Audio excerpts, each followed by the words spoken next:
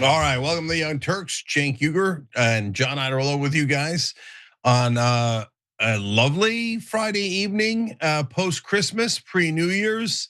So we've got a lot of Trump antics today. Some coal has been cleaned up before putting into stockings.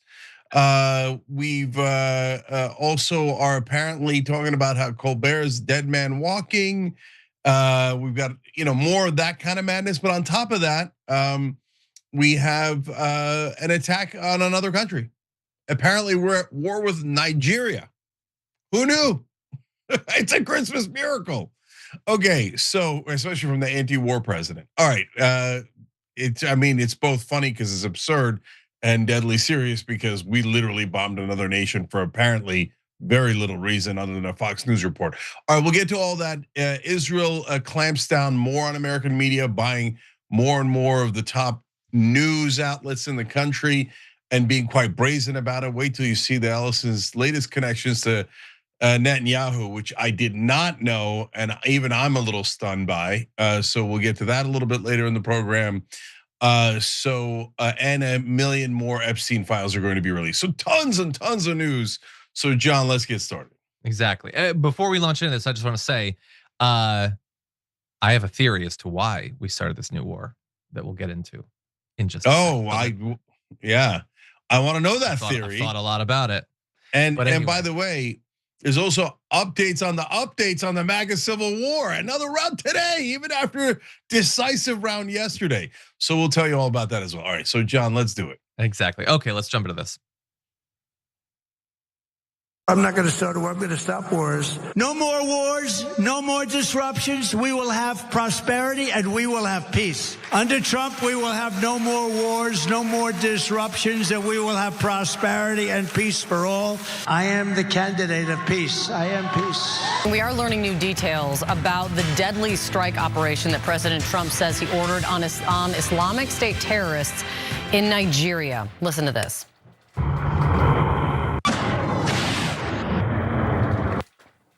That, as you can see, released from the Department of Defense yesterday evening. The U.S. military reports multiple ISIS terrorists were killed in the attack, which the president first announced on social media. This comes after the president for months has warned that the United States could take military action in the African nation, claiming that ISIS.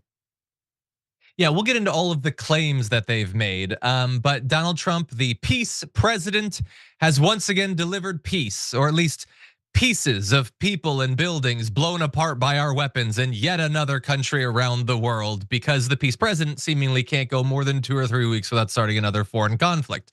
In this particular case, as you saw, it is in Nigeria over what he is calling a genocide against Christians in that country, which we're gonna dive into the facts, see if we can figure out what's really going on. But Cenk, let's start with your 2 cents. Yeah, so wait till you see what's actually happening in Nigeria.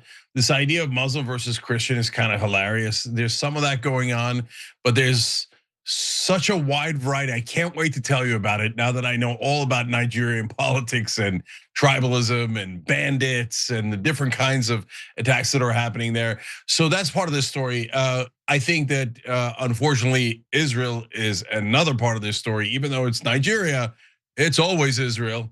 And I'll explain how.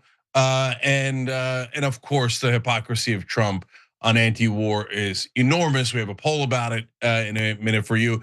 And John's 3rd or 4th cent here is that he knows why this happened. And I'm very curious about that as well. Yeah, well, I'm glad that you have read up a lot and become an expert on this topic.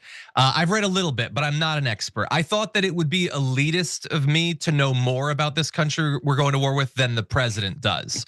So I know next to nothing. So I feel like I'm on Trump's level with this. But anyway, he posted this. This is Christmas Day. He launched this conflict. That's great.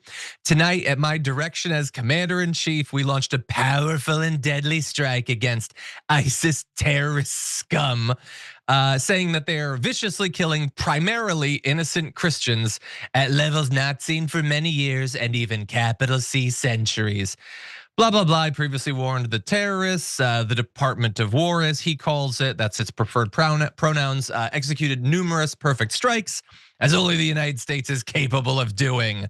They're not gonna let radical Islamic terrorism prosper. May God bless our military and Merry Christmas to all, including the dead terrorists. I think he gets the holiday spirit. I do think that he gets that. So look, we're gonna dive into the facts about the supposed genocide.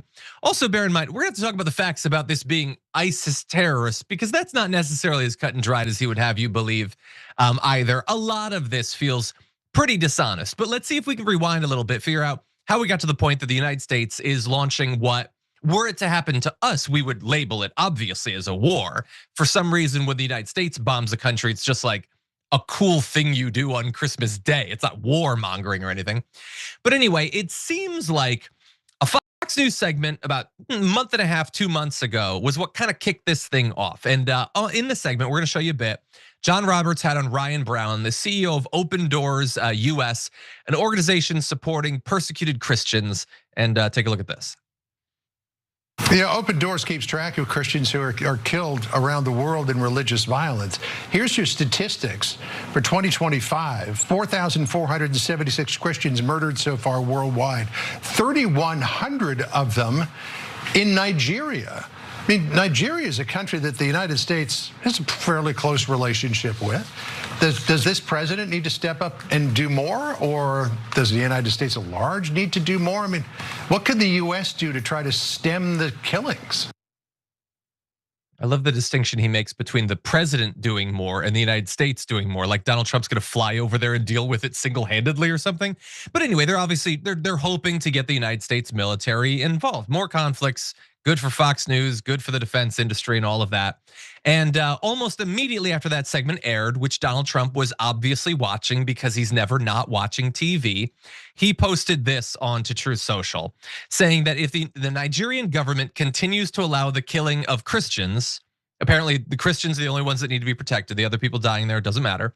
The USA will immediately stop all aid and assistance to Nigeria, and this is going to be a literal verbatim quote in case you're listening, and may very well go into that now disgraced country guns ablazing, the president of the United States says, to completely wipe out the Islamic terrorists who are committing these horrible atrocities. He's saying basically there's cherished Christians, warning the Nigerian government better move fast. So he waited about 6 weeks, I guess that's something. And they did these strikes, killing at least 5 people, leaving over 30 seriously wounded. And I think at this point, Jake, we should probably get into the conversation around this, because the reason that he seems to be interested in this is the reason that Fox News was interested in it, is that they can spin a very selective interpretation of the conflict to make it seem as if this is people hunting down Christians. And of course, the right is always looking for opportunities to feel that they are an aggrieved minority. That's why they are saying this about Nigeria. It's why they have pretended there's this genocide against white farmers in South Africa. On the Damage Report this morning, I pointed out that I also think it's convenient to them to have these narratives at a time when they've probably begun to feel, after a couple of years of what's going on with Gaza, kind of feel like maybe they're on the wrong side of this whole thing. These people sticking up for Palestinian kids who are being killed certainly look like the good guys in this story. Wouldn't it be good if they had a conflict they could pretend puts them on the right side of calling out genocide? So what do you know? What is a fairly complicated civil conflict in Nigeria gets reinterpreted as a genocide against Christians, which is more palatable for their domestic audience. But what do you think? Yeah, so we're gonna play a series of macabre, fun games here about this, okay?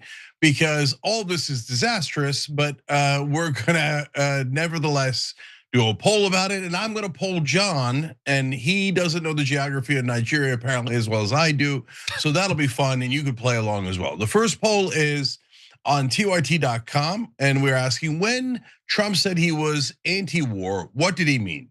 A, I'm going to bomb Iran. B, I'm going to bomb Nigeria. C, I'm going to bomb Venezuela. D, I'm going to bomb every country I can think of and see if I can still get people to believe I'm anti-war. Okay, ding, so ding, ding.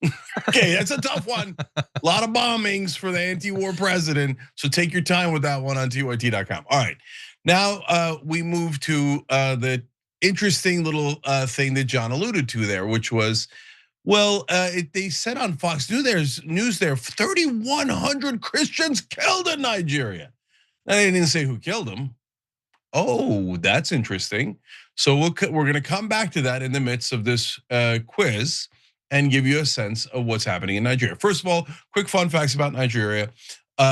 Split nearly evenly between Christians and Muslims, about 53% Muslim, 45% Christians. Anytime there's a split like that, you're gonna have trouble no matter what the religions are or the backgrounds or the ethnicities are. And there has been some trouble among those clans. But that is not the only thing dividing Nigeria. In fact, Nigeria is a gigantic country, largest in Africa, 230 million people, 300 different languages spoken. Now that's gonna play a big role in what we're gonna describe here. All right, so John, there are several different areas of Nigeria. There's the northeast where there's Boko Haram, a very dangerous Muslim fundamentalist terrorist group, okay? So they're a big problem in northeastern Nigeria, often attacking the Nigerian government. The Nigerian government has Muslims and Christians in it, but it's, again, a majority Muslim country. Nevertheless, Boko Haram is attacking within that country as Muslim fundamentalists tend to do, right? When they go in the jihad violent direction. Okay, so then we've got in the southeast, a massive separatist war that occurred that killed nearly 1 million people. And so a lot of Christians died there. Now, it's Christian separatists that have done that war, so take that for what it might be. Now we go to the Northwest. In the Northwest, there's bandits. And so the bandits are of different varieties, tribes, clans, etc. And they do a lot of different kind of crime. It originally started as a vigilante group, but then developed into basically a mob mentality, which is usually what happens once you go towards violence. So they started doing different crimes, including kidnappings. And there they have kidnapped 52 Christians out of a Catholic school recently. Aha! So that's your anti-Muslim. Now, turns out they also kidnapped 25 Muslim students from a Muslim school because they're banditos, they're bandits. Okay, so then you go to central Nigeria, and in central Nigeria, we have a war between the farmers and the herders. I mean, you want to talk about old school, herders versus farmers is like the oldest battle there is. It happened in Central Asia, it happened in Scotland. And so they're doing that battle and they're hacking away at each other. Now, the problem is that the farmers are largely Christian, the herders are largely Muslim. So that gets into some tribal and religious issues. But what people noticed is actually the people grabbing the land the most are just wealthy folks from Nigeria who are using the farming and the herding and the Christianity and the Muslim and all that stuff as an excuse to do more land acquisition. Okay. Sounds like America. Now, John, out of all those different problematic places in Nigeria, where do you think we bombed? The Northeast, the Northwest, the Southeast, or Central Nigeria? Now, a lot of Christians dying in a lot of those areas. So, and a lot of Muslims dying in a lot of those areas. So where do you think we bombed? Well, I'm gonna be honest, I was not expecting to be quizzed. And now I'm really second guessing myself, but I was fairly certain up until about 90 seconds ago that it was the Northwest. Yeah, you are correct. We bombed the bandits in Northwest. Nice job. So the bandits have no religious, affiliation necessarily. Like I said, they kidnap Christian and Muslim students for ransom. They're mainly just criminals. Boko Haram's in the Northeast. We didn't bomb them. The people that killed 1 million people in the Southeast are mainly Christians, so we didn't bomb them. And the landowners that are stealing everything in the middle of Nigeria, we certainly didn't bomb them. Obviously not. Right. Well, first of all, Cenk, can we just point out, and if you're MAGA or whatever, feel free to disagree in the comments. Do you believe that Donald Trump could have extemporaneously given a cogent breakdown of the conflicts across Nigeria like Cenk just did? He wasn't reading that off a script. Do you think Donald Trump could have done that? And if he had done it, do you think he could have done it without referencing winning Pennsylvania 3 times in a row or something like that? Come on. Anyway. So, look, forget saying it extemporaneously. Does Donald Trump know 10% of that? Yeah. No. So apparently he saw reported on Fox News a little while back that said that they were killing Christians in Nigeria. He's like, so let's bomb it. So that's part of the answer. I think Israel's part of the answer. But John, you said you had part of the answer. Yeah. Is it the distraction you mentioned earlier, or is it something else? No, I mean, I'm only about 30% serious, but 6 weeks ago, he says, if you keep killing Christians or whatever, we're gonna do this. That's quite a while ago. What's closer?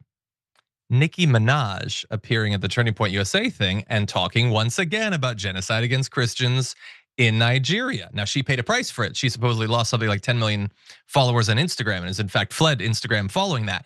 But perhaps she got her ultimate goal, which is, because she called Donald Trump hot on stage, fluffed his ego a little bit, and her number one political issue, all of a sudden the American government snaps into action, starts doing strikes within like 6 days of her appearance on stage.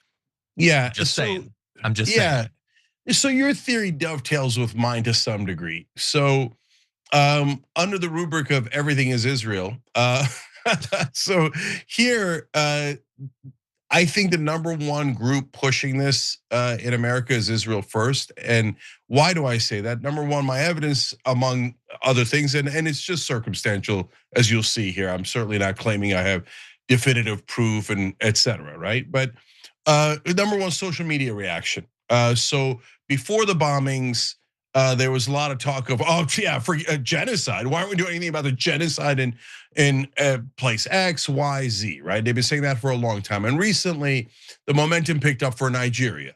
Forget the genocide in Gaza. The real genocide is by banditos in northwestern Nigeria. No, it's the bandits, the Nigerians, they're the real terrorists. And so, and it's not to say there isn't terrorism in Nigeria, there is, right? And there could be, there was, I think, 8,000 people killed overall last year. I think more Muslims than Christians in Nigeria, if I remember that right. But just don't quote me on that. You can look it up yourself. We can show the data going back to 2020. If we bring up graphic 8, as you discussed, it does the breakdown of the last 5 years, basically. Okay, great. Let's show that so you can see the real facts and the exact facts, right? And so you're seeing that there on the screen. Meanwhile, obviously in Gaza, there's 70,000 dead at a bare minimum. But the idea here is distract and the Israelis believe that things have gotten religious, partly because they pushed the religion angle here nonstop. No, if you blame Israel, you're blaming the Jews. You're blaming the Jews, right? And make everything about religion. It's the dirty Muslims. The real problem is the Muslims. And I told you 3 months ago, there was a propaganda campaign started, and all of Israel first did it at the same time. The real issue isn't Israel. The real issue is Muslim terrorists, and Israel's at the forefront of protecting you against the dirty, savage Muslims. And the bigotry towards Muslims went into hyperdrive with no brakes in the car at all. And now this is another wave of, no, the real terrorists are the Muslims in Nigeria. And if you care about religion, you should care about protecting the Christians in Nigeria from the Muslims. Remember, don't think about Israel. Don't think about our slaughter of the Muslims. Only care about hating Muslims. And we've got a good opportunity here in Nigeria where we can get you to hate them and pretend that it's only violence against Christians and that that's the real problem in America. And of course, John, among the 100 things wrong with that logic is, yes, but we're not funding any of that in Nigeria. We're not, whatever atrocious attacks are happening by Muslims or Christians or bandits or farmers or herders in Nigeria, we didn't pay for any of that. Whereas we paid for all of Israel's genocide and all of their war crimes and all of their wars.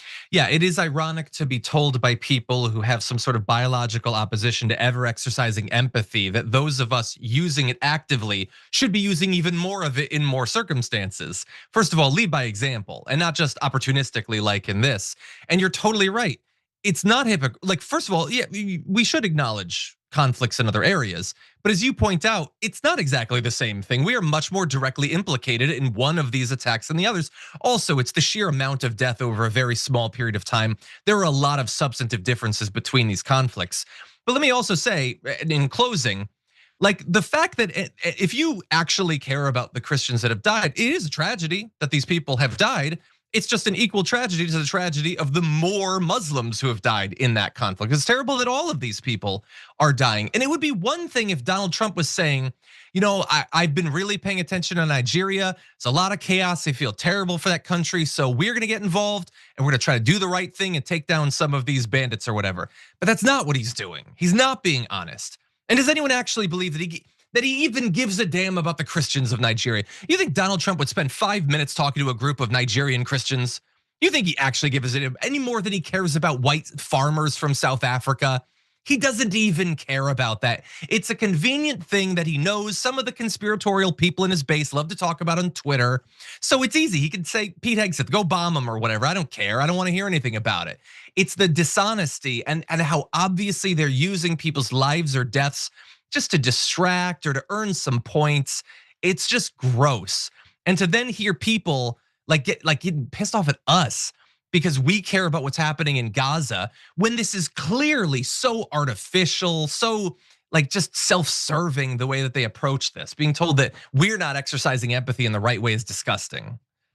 Apologies. I know that we're over. Any final thoughts before we go to the break? Nope.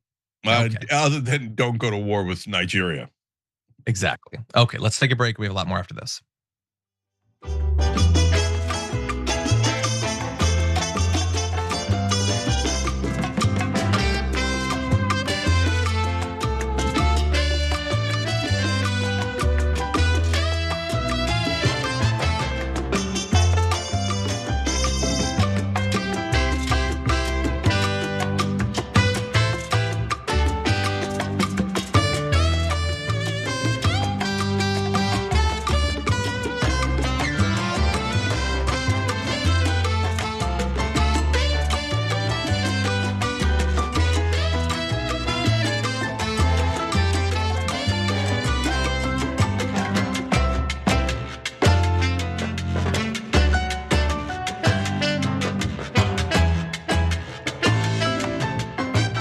Let's go to our funny and smart members on TYT.com. Embedded News says it was a perfect bombing. Cenk's left tricep and Fury says, Cenk and John, okay, now it's a party. Okay, well, God bless. Eclectic writes, so for anyone who had bombing Nigeria on their 2025 bingo card, they just barely got under the wire. But seriously, it's absolutely horrible that the military industrial complex finally found a president who might bomb anywhere at any time for any reason. And how ironic is it that that's the anti-war president? I mean, what a joke. What a joke. And Eclectic, you're totally right. Rebel Dragon says, but the Christians that Israel is killing is okay. It's not about Christians. Of course it's not about Christians. Israel is bombing a church in Gaza. People were holed up there for over a year. So because they were worried about Israel murdering them in the streets of Gaza. So when Israel kills Christians, shh. When they're killing Muslims, oh, that's okay. Just you could publicize that one. Who cares? They're killing the Muslims on your behalf. Give me another $100 billion. Scoopster says Johnny looks good, cute hair. All right, God bless. All right, we'll all take the compliments. Okay. War. There you go. There's Johnny Cutie Pie. Oh, a new nickname. New nickname. Okay, Cabbage says a war day keeps peace away. Well, it certainly does, doesn't it? Again, from the anti-war president. Okay, Mark NYC says, well, the US and Nigeria both have grifters in government. That's one thing we have in common. Yep. And by the way, the Nigerian government is halfway okay with the bombing. They coordinated with the Americans as long as we're bombing someone there that's against the government, presumably. Kelly K says, new rule: if Trump cannot find the country on a map, he's not allowed to consider bombing or attacking it. That would be a great game if you just put a map, blank map in front of him with the borders, but no names. Like, if you could find Nigeria on the map, we will allow you to bomb it. No chance. No chance. Venezuela, what do we got? 5-10% chance he finds it. Boomer Dragon Cat says, hey fam, even though I live in nature, we took time yesterday to be out and about in the forest, present, as Cenk says. It was so good for the soul. Highly recommend. Me too. That's awesome. I love that you did that. Guam will capsize. Dragon says, if we go to war with Venezuela, a lot of Christians are gonna die. That's a really good point. But on the other hand, they're working with Hamas and Hezbollah and have to be destroyed for humanity's sake, of course. Not for Israel's sake, just for general humanity. No Mass Dragon says on Twitch, start a war tyrant's playbook. ZZZ Dirty Boxer ZZ says, man, John is the best. And Dragon Bear New Jersey points out the obvious, other than John being the best. Just think about all the Palestinians killed. Of course, that is entirely true as well. Everybody check out shoptyt.com for exclusive TDR gear.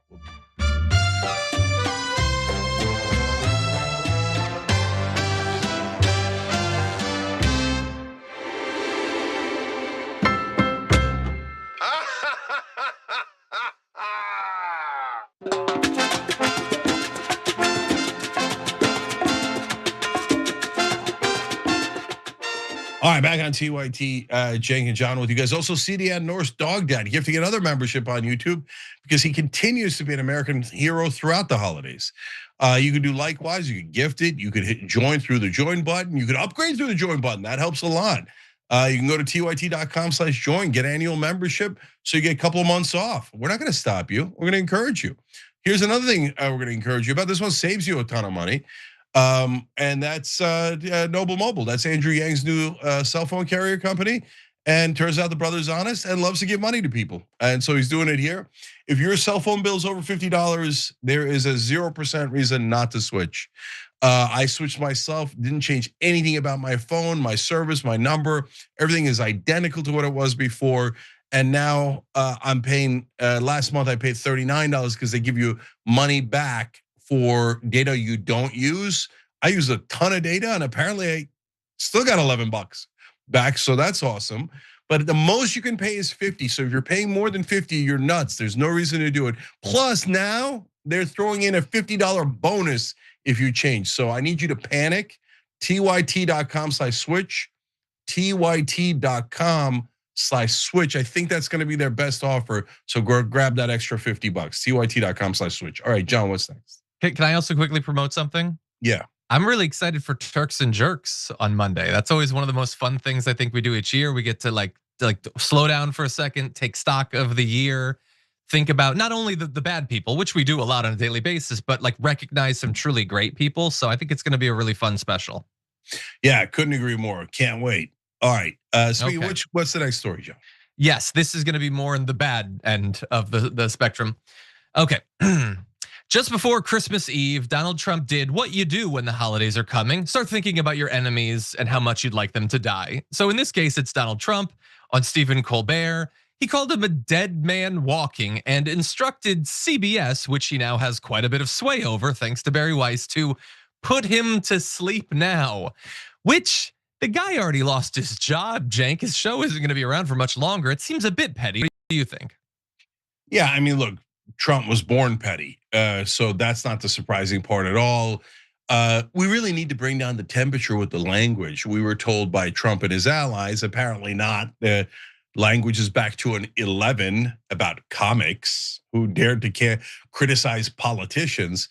But the more important part of this story, and where I'm going to get more animated, is his threat to shut down any media that doesn't agree with Donald Trump. If you don't get that that's what authoritarian leaders do, well, you might accidentally be in favor of authoritarian leaders. 100%. This is a great show for the. John, I think you might have pressed the mute button accidentally on your mic. It is the easiest button to press in the world. Well, okay. I guess Stephen Colbert has an easier time pressing Donald Trump's buttons, but anyway, so here's what the president posted on Christmas Eve.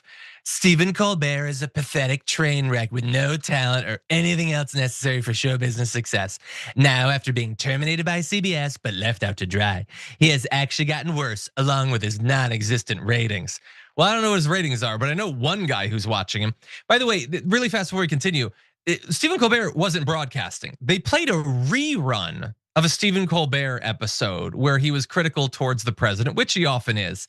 And Donald Trump freaked out over a rerun of Stephen Colbert. He says Stephen is running on hatred and fumes, a dead man walking. CBS should put him to sleep. Now it is the humanitarian thing to do. And when I think of Stephen Colbert and Donald Trump, and specifically Donald Trump posting about Stephen Colbert on Christmas Eve rather than spending time with his wife or kids, I think Stephen's the one running on hatred. I think the president's right about that.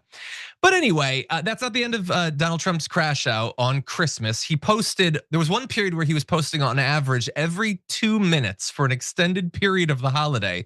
But I just want to remind everyone, when they were berating us, that we need to lower the temperature. Take a look. I don't know enough about that particular organization, but what you increasingly see, Jesse, is you see people in the trans community and other members of the far left who are saying they are so threatened by negative rhetoric that they must take arms and attack people. If your movement is telling you to commit acts of violence against people for speaking words that you don't like, number one, you're evil. And number two, you are engaged in a terrorist movement. And that's part of what we have to root out in the White House. And this is very important, Jesse. I've talked to a lot of people about this. I've talked to Stephen Miller probably 7 times in the past 2 days. We are working very hard to ensure that the funding networks for left-wing violence, that the radicalization networks for left-wing violence, that if you encourage or fund your fellow Americans or anybody else to commit acts of violence because you disagree with political speech, you are going to be treated like a terrorist organization, and we're going to go after you. Yeah, and so there was a lot of that all over the place. It might be worse coming from JD Vance, because of course he obviously is so incredibly horny to be president in 2028. And he's showing there that he is willing to knowingly lie about the left. He knows that that's not a thing the left does. There's no funding apparatus. There's no constant calls for violence or anything like that. And he knows that when there is calls for civil war and for violence, 95% of the time it's coming from the right. He is knowingly lying about that to justify cracking down on non-violent speech. That's the whole point of all of this. They want to shut down the left's, not even just the left, the Democratic Party's ability to fundraise. All of this is massively authoritarian, and he's using, the fact that there is some violence as an excuse to do that. Now, Cenk, as you said, Donald Trump doesn't just use this violent language towards Stephen Colbert. He did actually get the guy fired, and that's not enough for him. So he later tweeted that same night, Christmas Eve, if network newscasts and their late night shows are almost 100% negative to President Donald J. Trump, MAGA, and the Republican Party, shouldn't their very valuable broadcast licenses be terminated? I say yes. And that's what he is saying about, a number of different networks, but obviously CBS is one of them. And it's, well, first of all, look, Cenk, as I'm sure you're going to point out, the idea that they're for free speech is an absolute, it's ridiculous. It's an utter lie. But they already have taken fairly direct control of CBS News. They've already defanged CBS News' ability to do actual journalism. But so long as there is anything, even comedic criticism of the regime, he's not going to rest. That's how viciously opposed to free speech they are. What do you think? Yeah, look, there's a couple of elements here too. First of all, Trump's supposed to be a tough MAGA guy. Oh yeah.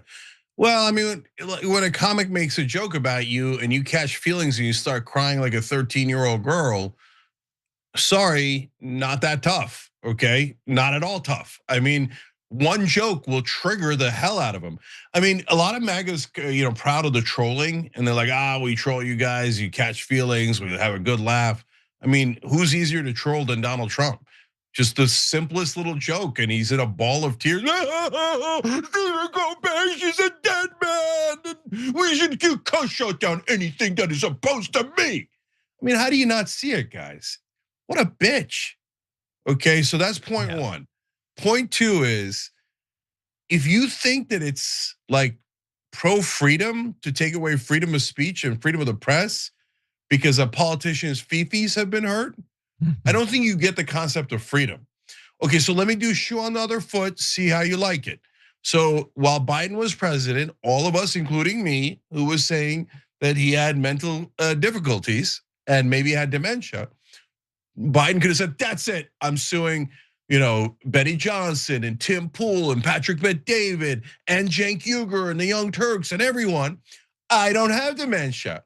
I have mental decline. You guys were wrong. Ha ha, defamation, shut them all down. You all owe me 15 million, 150 million, $1 billion. That's it. Tucker Carlson, Candace Owens, everyone's bankrupt because you hurt my feelings. Okay, you want that? I don't want that. That's garbage. And that's authoritarian junk, and it's super weak. So, hey, if you want to support that, that's the bed you're lying in. But I'm for America and I'm for freedom, and this ain't it. Yeah, 100%. Look, I'm really worried about, this, how much control he's taken over the media, not only in the, allowing for some mergers, blocking others, getting his toadies and his hacks embedded inside of these, like CBS News, but also the legal settlements that he's had. The fact that, Bezos wants Donald Trump to go easy on him, so Washington Post isn't really in the journalism game anymore. They've done all this 1 year in. Like this feels like Hungary, but even faster, their control over the media. And so I can't even imagine if this goes on for 3 more years, how much control they'll have taken over all of these different channels. And I think that people should be really, really worried about it. And honestly, to some extent, I feel a little bit like the threats he makes against Stephen Colbert are serious. Stephen Colbert was fired, but also it almost feels a little bit like a convenient, hyperbolic, clownish distraction from like Barry Weiss, who's like doing more damage, but it's less sexy, Like people don't think about it as much because it doesn't involve a celebrity like Stephen Colbert or like what Larry Ellison is getting up to. Like I almost feel like he's sort of taking people's eyes off of the more substantive, but less exciting business side of this. Both are dangerous. Anyway, just something to think about. Yeah, I want to read the last quote here because it's important. Trump has privately said that George Soros assured him that he would turn CBS News, which the Ellisons took over when they bought Paramount. I'm sorry, the Soros people took over when they bought Paramount, into a more liberal outlet to people with knowledge of the president's comments. Oh, right, no, sorry, that's not Soros and it's not liberal. It's Larry, it's more conservative, and it's Larry Ellison. So basically, when conservatives complain all the time, Soros is buying this or that, Soros is doing this, and he's making everyone more liberal. Now Ellison is buying everything, and he's not making things more conservative. He doesn't care. He used to donate mainly to Democrats before. The only thing he cares about is Israel. So in order to help Israel, he's saying to Trump, oh, for now, I'll make it totally more conservative so that you'll like it, so that you'll help bomb Iran and all the other things that Israel wants, right? By the way, later when a Democratic president gets into charge, then I'll turn it into a liberal news outlet as long as they're in support of bombing Israel. So this is the hilarious junk media that we have. The only upside of like Trump attacking all of these establishment media networks, there's no upside to it. It's just they're useless anyway. So if you didn't know they were doing junk propaganda in favor of donors, the establishment, the powerful, and yes, Israel, wakey, wakey. So they're just more useless than they were before. So you could say that without saying, I want them all shut down because they have offended me. They could say whatever they want. We can say whatever we want. And don't worry, we're gonna win, okay? So that's how you deal with it in a country that's free. Yeah, but also to have that position, you'd have to be strong. And Donald Trump just can't make that happen for some reason.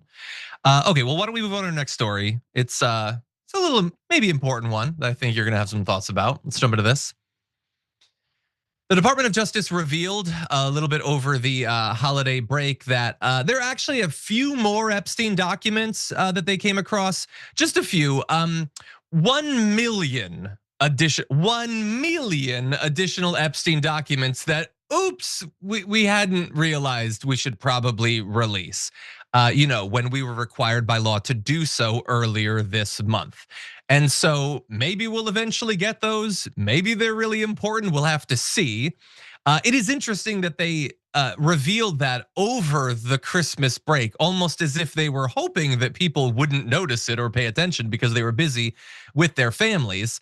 And of course, this is coming after they missed that congressionally mandated deadline, after they've been releasing little dribs and drabs, very heavily redacted, releasing some documents, Cenk, and then taking them back.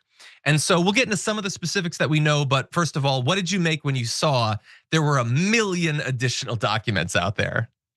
Well, I'm glad to see that the dog that ate the million files has vomited them back out. Okay, so that's good news, I suppose. It might also be a convenient excuse as to why you're not releasing them when you're supposed to. Will there be consequences for that? For that, we're going to go to Massey and Kana in a second. But I think maybe the more interesting story here is the 10 co-conspirators that we now know more about because of the files that have already been released. So what happened to the 10 guys the FBI thought were working with Jeffrey Epstein? We'll tell you in a minute. Yeah, we'll turn to those in just a sec, but I wanted to give both Ro Khanna and Thomas Massey a chance to respond to this amazing revelation. Ro Khanna said, quote, there are no more files, case closed. 6 months later, after Thomas Massey and my Epstein Transparency Act, there are a million files. Exactly. How is Pam Bondi still employed? She closed the case, and oopsie doopsie, there's a million additional documents that we hadn't been checking yet. Is that, look, obviously this is a cover up. She was never intended to look into those files or figure out what was actually going on. But the cover story is that she's a serious lawyer doing serious work. So how is this not the most incompetent handling of a significant case that we've ever seen in American history? Thomas Massey goes on to say, today the DOJ claims the Epstein-Maxwell file exceeds 1.7 million documents, and they still expect you to believe this involves only 2 guilty people. Yeah, that's what Pam Bondi said there is no clients list. And that's what all of those former QAnoners and all of that got into the government, particularly into the FBI and the DOJ, they pretend to believe. Kash Patel, Dan Bongino, all of them are part of this cover up. A mountain, like a massive pile of documents. It was just Epstein and Ghislaine Maxwell, and not even really Ghislaine Maxwell. Don't worry about her. We can send her to a resort. Maybe we'll actually pardon her. Not a big deal. And that's what they would have you believe. So anyway, we're gonna see what comes out of those. I mean, it's taking them so long to release the documents they already had, Cenk, that is it 6 months for them to release all these million, a year? Never? I don't know. But you had referenced the co-conspirators. So this is from the files that had been released several days prior. And there's references, a lot of this goes back to around 2019. A lot of this was in the run up to Epstein killing himself. And so there were questions about the status of 10 potential co-conspirators. And so some of them, interestingly, are named in the documents and some are not. So Jean-Luc Brunel, a modeling agent and an associate of Epstein, is one who is actually named in the documents. But importantly, some of them are still redacted. And we have a little bit more information about where they were distributed, at least as of 2019. So 3 were in Florida, interestingly, 1 in Boston, 1 in New York City, 1 in Connecticut as well. And then they had these little updates, 1 in Ohio. They had updates about their attempts to make contact with them. And then it's difficult at that point, Cenk, to know exactly what ended up happening, how many were cleared and all that. But what do you make of what we discovered earlier this week? Okay, so lots of interesting things here. So there were 10 potential co-conspirators, as John explained to you. 3 of them, the FBI had trouble locating. So we're down to 7. So 1 is Ghislaine Maxwell. She was arrested. She's now in minimum security club fed prison, where we've gotten reports that she basically runs the place. Like she'll have dinner alone after everyone's been forced to go to sleep. She'll be able to have visitors anytime she likes. So she's living in the lap of luxury right now. So what happened to the other co-conspirators? Well, one of them was Jean-Luc Brunel that John told you about. And I did not know this. So I keep finding out little pieces of this because I wasn't I cared about Epstein and talked about him for a long time. But I wasn't one of those sleuths who had knows all the details. Well, it turns out this Brunel guy was arrested. Okay, good, we got a second one. And then mysteriously committed suicide in prison. Interesting. So Epstein and Brunel were arrested and both mysteriously committed suicide in prison. Those are the only 2 that were arrested on serious charges. I mean, obviously, Maxwell's are serious charges, but not treated as serious charges. They're treated like a jaywalking ticket. So, okay, what happened to the others? Well, there's one other guy that's named. It's Wexner. So Wexner is the guy who owned Victoria's Secret and all those big brands. He's the one that gave Epstein power of attorney over all of his money And then Epstein used it for his own purposes to help pro-Israel charities in America, and other Zionist causes. All a coincidence, of course. And Wexner says, "Oh golly, gee, I was one of his victims." But we have emails that DropSite News has found that show that Wexner was not a victim. He was a co-conspirator. He worked along with. I don't know about the actual assault on the women. I'm talking about all of the other activities. Hey, how are we going to help Israel with this? What should we do with our planes on that? And then after Epstein gets arrested, Wexner, who theoretically at that point has broken up relations with Epstein and is terribly disappointed in him, writes him an email saying, see, Jeffrey, you broke your number one rule. You had to be more careful. He's upbraiding him for revealing what they were doing by not being careful enough, ironically, in an email where Wexner was not careful enough. Okay, so now we have that on the record, but nope, don't look into Wexner. Don't look into Wexner, because Wexner is super rich and connected to Israel. So no way do we pursue him, even though the FBI had him as one of the people that they were supposed to look into. They went and talked to grand jury about a bunch of these folks. What happened to the grand jury? What happened to the investigations, right? And then there's another guy who was they looked into, was, of course, you guys all know, Prince Andrew. And then Prince Andrew, they say, here, you need to answer some questions. He says, oh, my lawyers will write the answers. And the FBI says, no, you got to come in for questioning. Then he never comes in for questioning, and we drop it. It's absurd. It's absurd, right?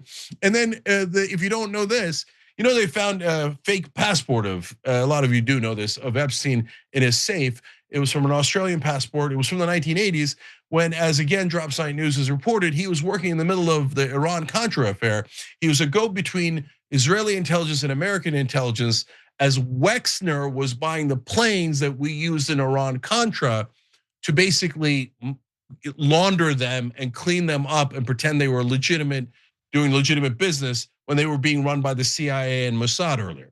Do you know how many civilians had fake Australian passports? By the way, his alter ego was Marius Fortelny, okay? Okay, so fake Australian passports in the middle of the Iran-Contra affair. There are 0 civilians who match that description, so obviously Epstein is intelligence. There's no question about it at all, and yet everyone pretends he isn't, and it's absurd. And finally, you see in the released files, other people working inside the FBI and the Justice Department going, Epstein committed suicide inside one of our prisons? And they talk about the prison, they're like, how in the world did that happen? And then no more questions. Yeah. Fascinating stuff. I wonder what might be in the million documents. Maybe in the next decade or so, we'll find out. Anyway, we need to take our last break. We got more after this.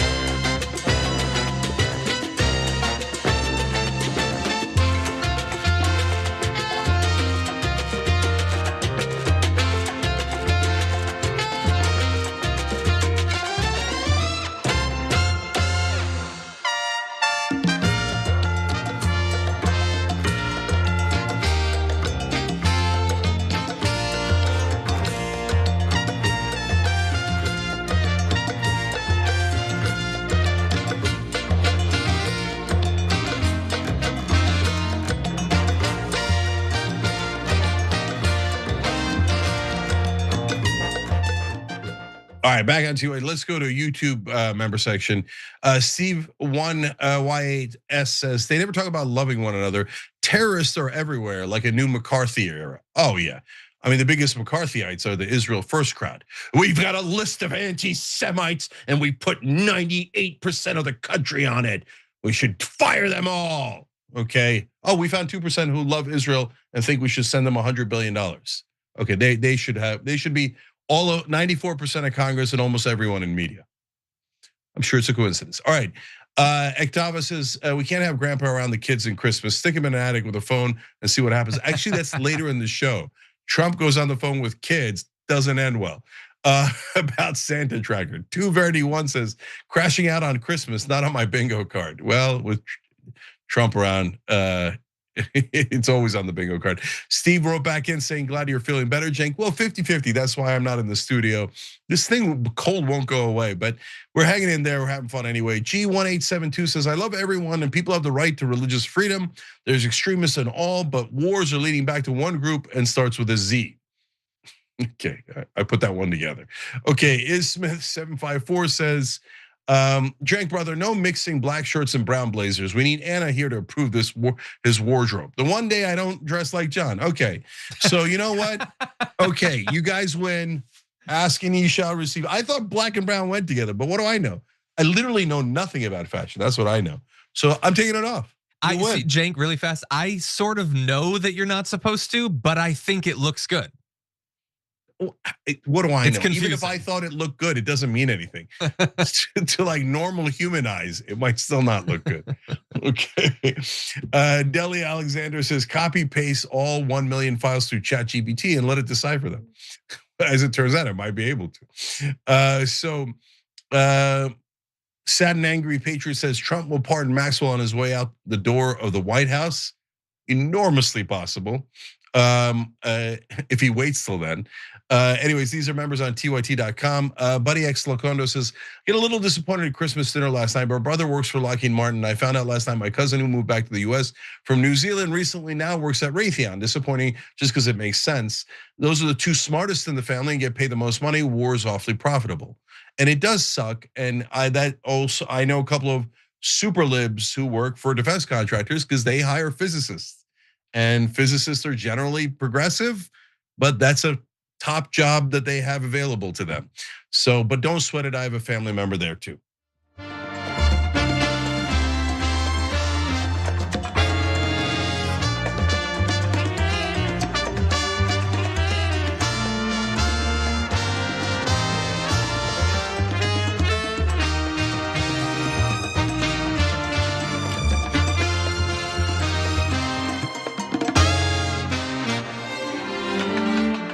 All right, back on TYT, Cenk and John with you guys. We got more news, brothers and sisters. You crazy? Let's do it.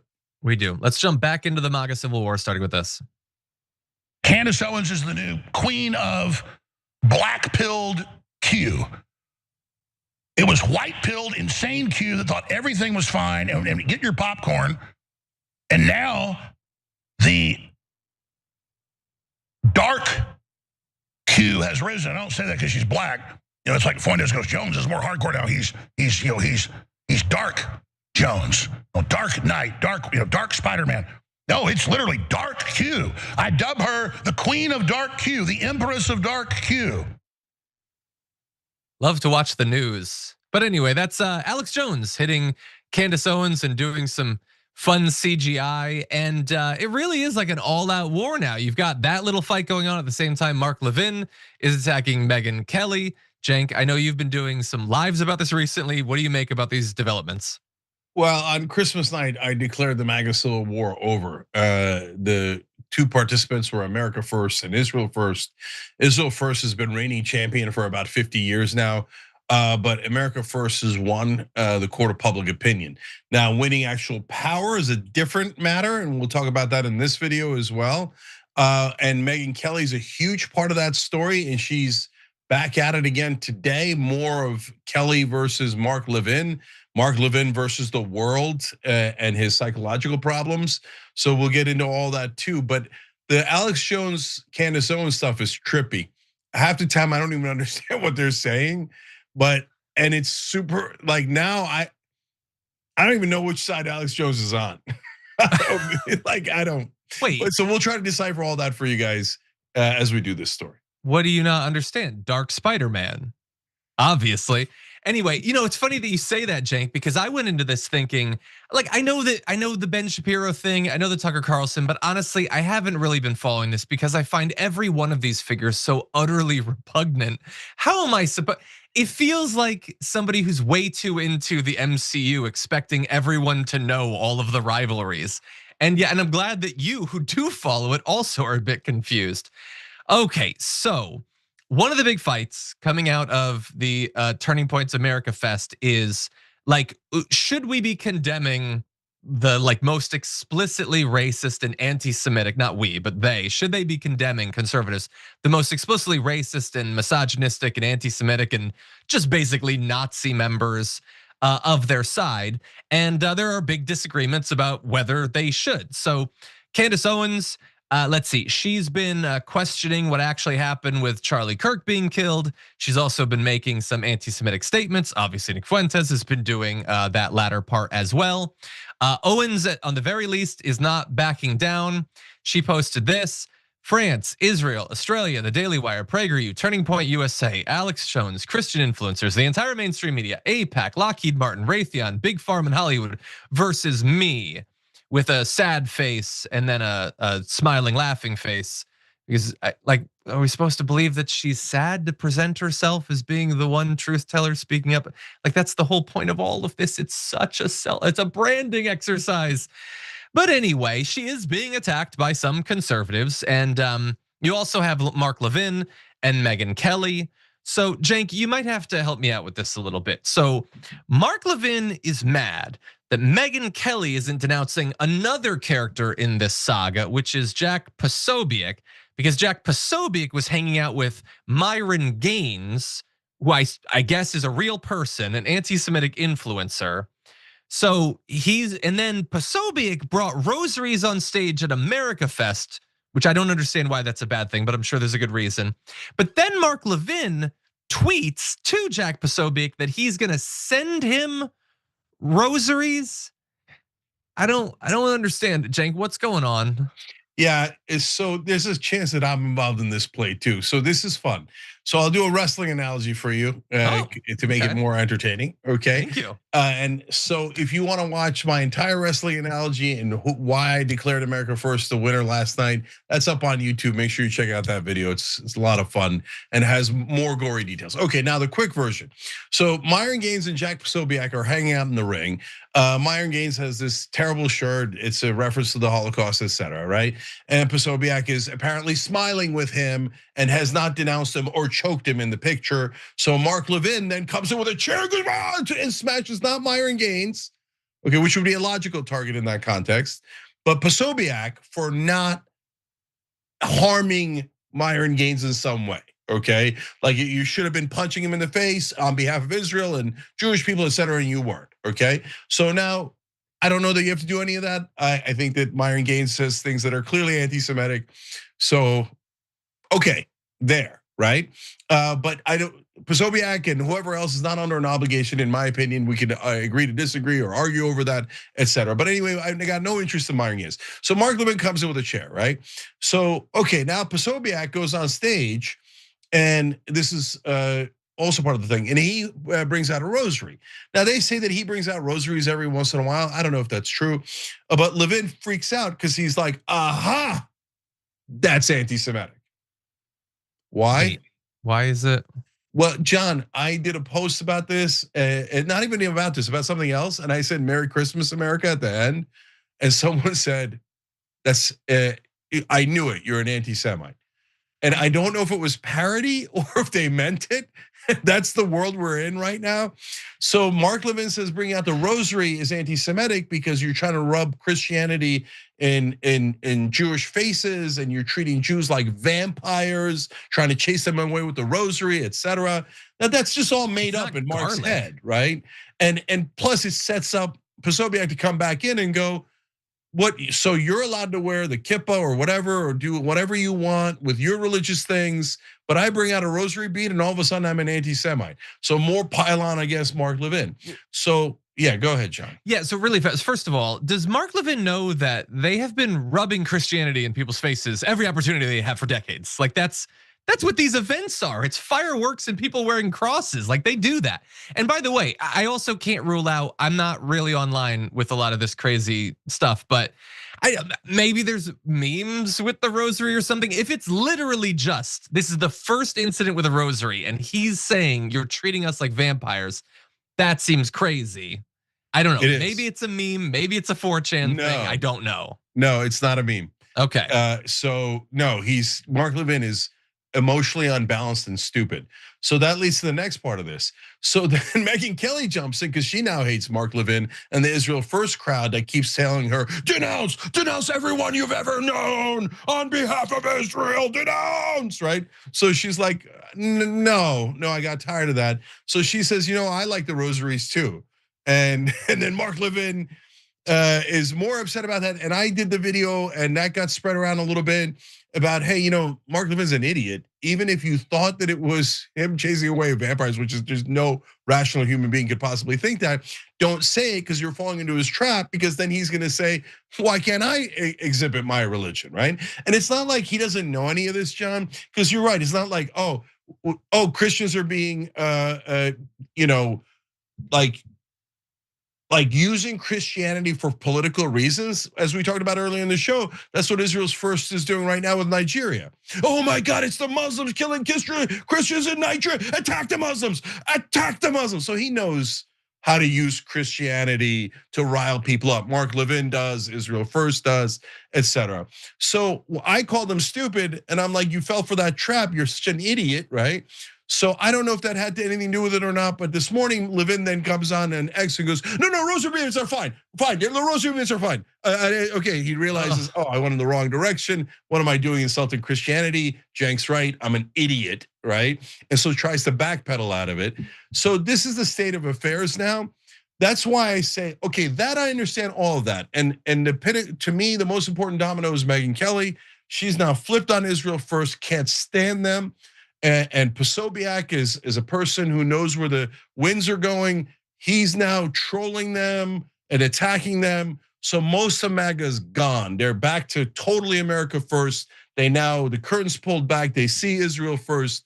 And they realize these guys were inside our house and they were manipulating and messing with us.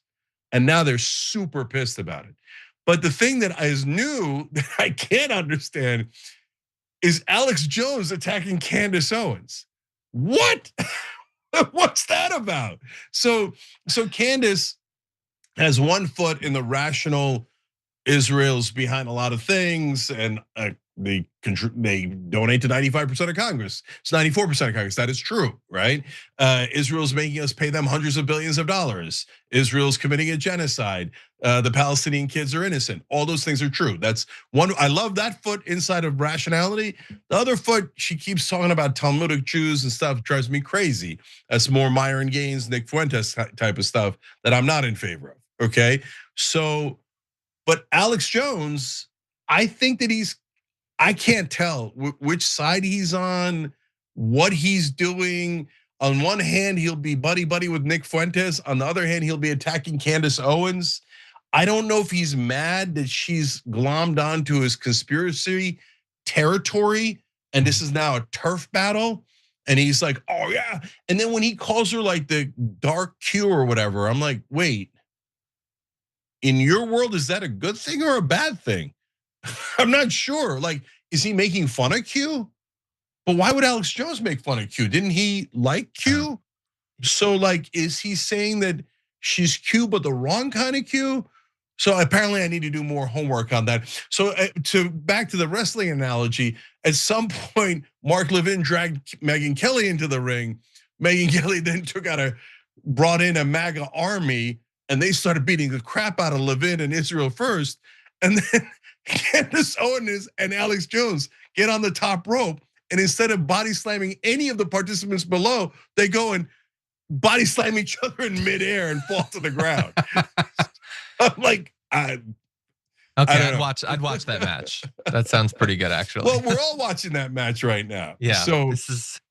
Yeah. By the way, it's really going well for this side after they won everything in 2024. A year later, they're all at each other's throats.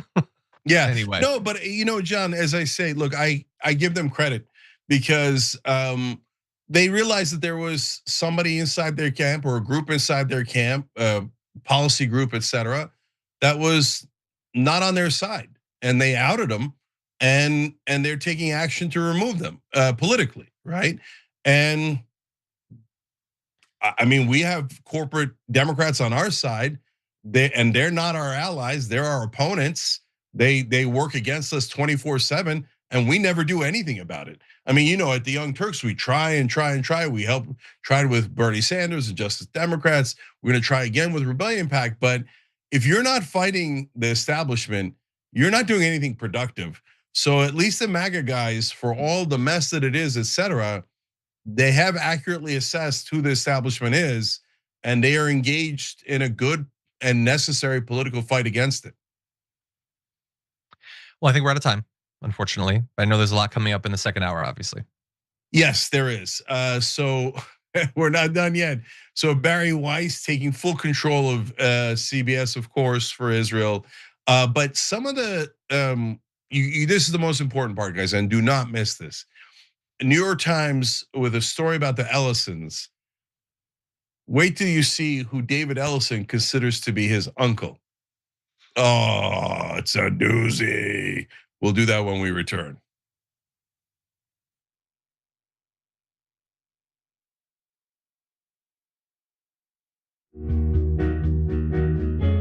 Our audience has given us everything, so we couldn't be more connected. When we first started, people would start giving us directions and say, okay, the mics are too large, move them.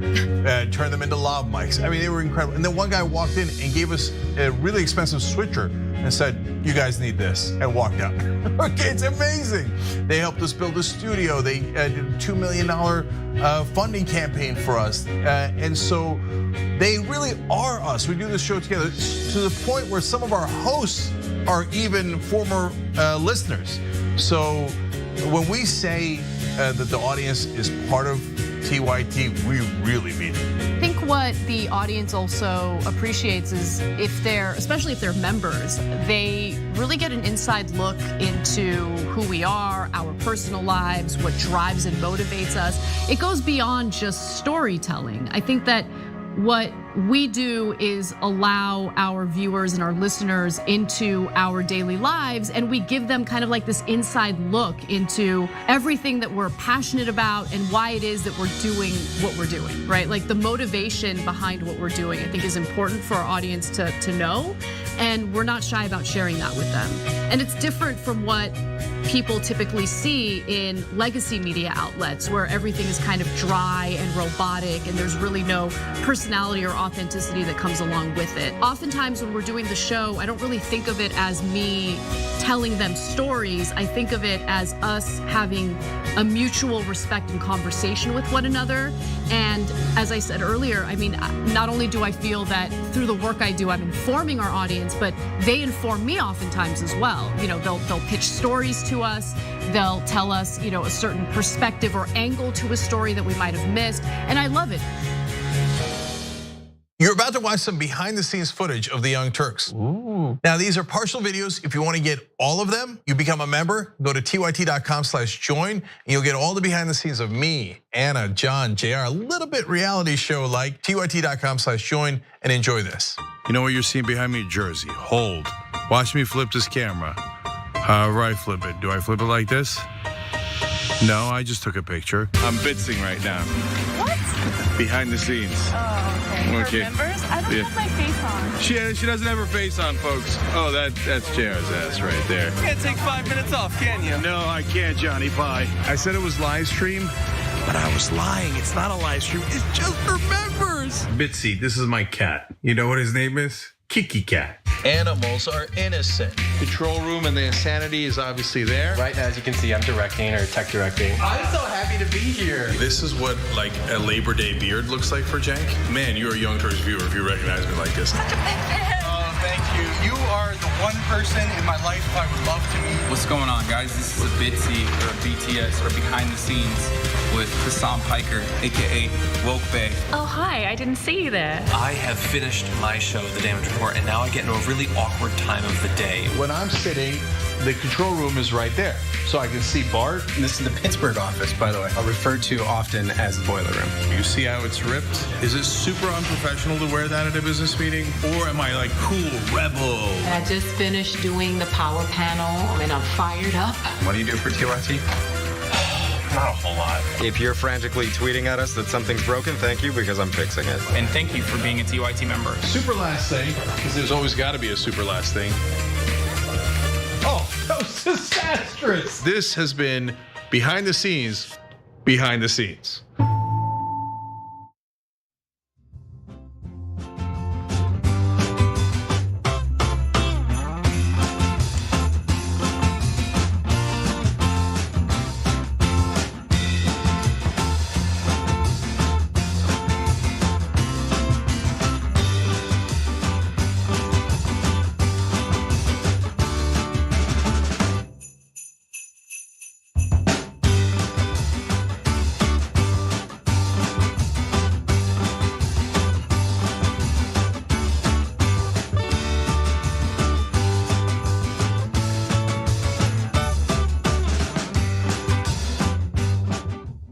All right, back on the Young Turks, Cenk Uygur and Yasmin Aliyah Khan with you guys. Yaz is on Rebel HQ. Check that out on YouTube and on TYT.com as well. And we've got amazing stories for you guys, including this doozy to start with. So Yaz, what do you got? You have these 60-minute producers who are living in comfort and security in their West End condos, trying to make us feel sympathetic for these monsters? Have you seen the tattoos, the face tattoos, the body tattoos on these killers? Would one 60 Minutes producer or writer agree to spend 30 minutes? I'll make a deal. We will pick someone at random that we sent to CCOT, just a random lottery drawing, and they will spend one day overnight in your apartment. Who was taking that deal at 60 Minutes? Nobody, because they know that these are monsters who got exactly what they deserved.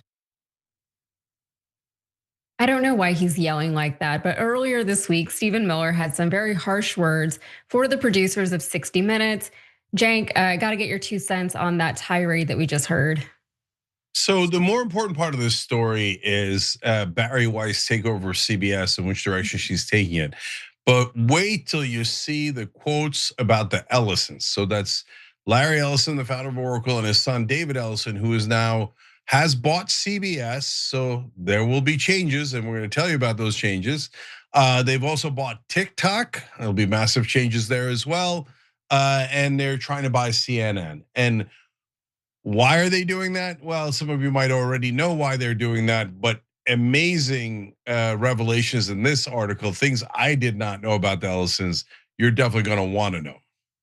Yeah, absolutely. So we have a lot jam-packed into this one story. So CBS News has been engulfed in controversy ever since the editor-in-chief, Barry Weiss, decided to pull a 60-minute segment on CCOT at the very last minute. So Weiss explained her decision to the staff of CBS News in a memo, and we have some excerpts from that memo here.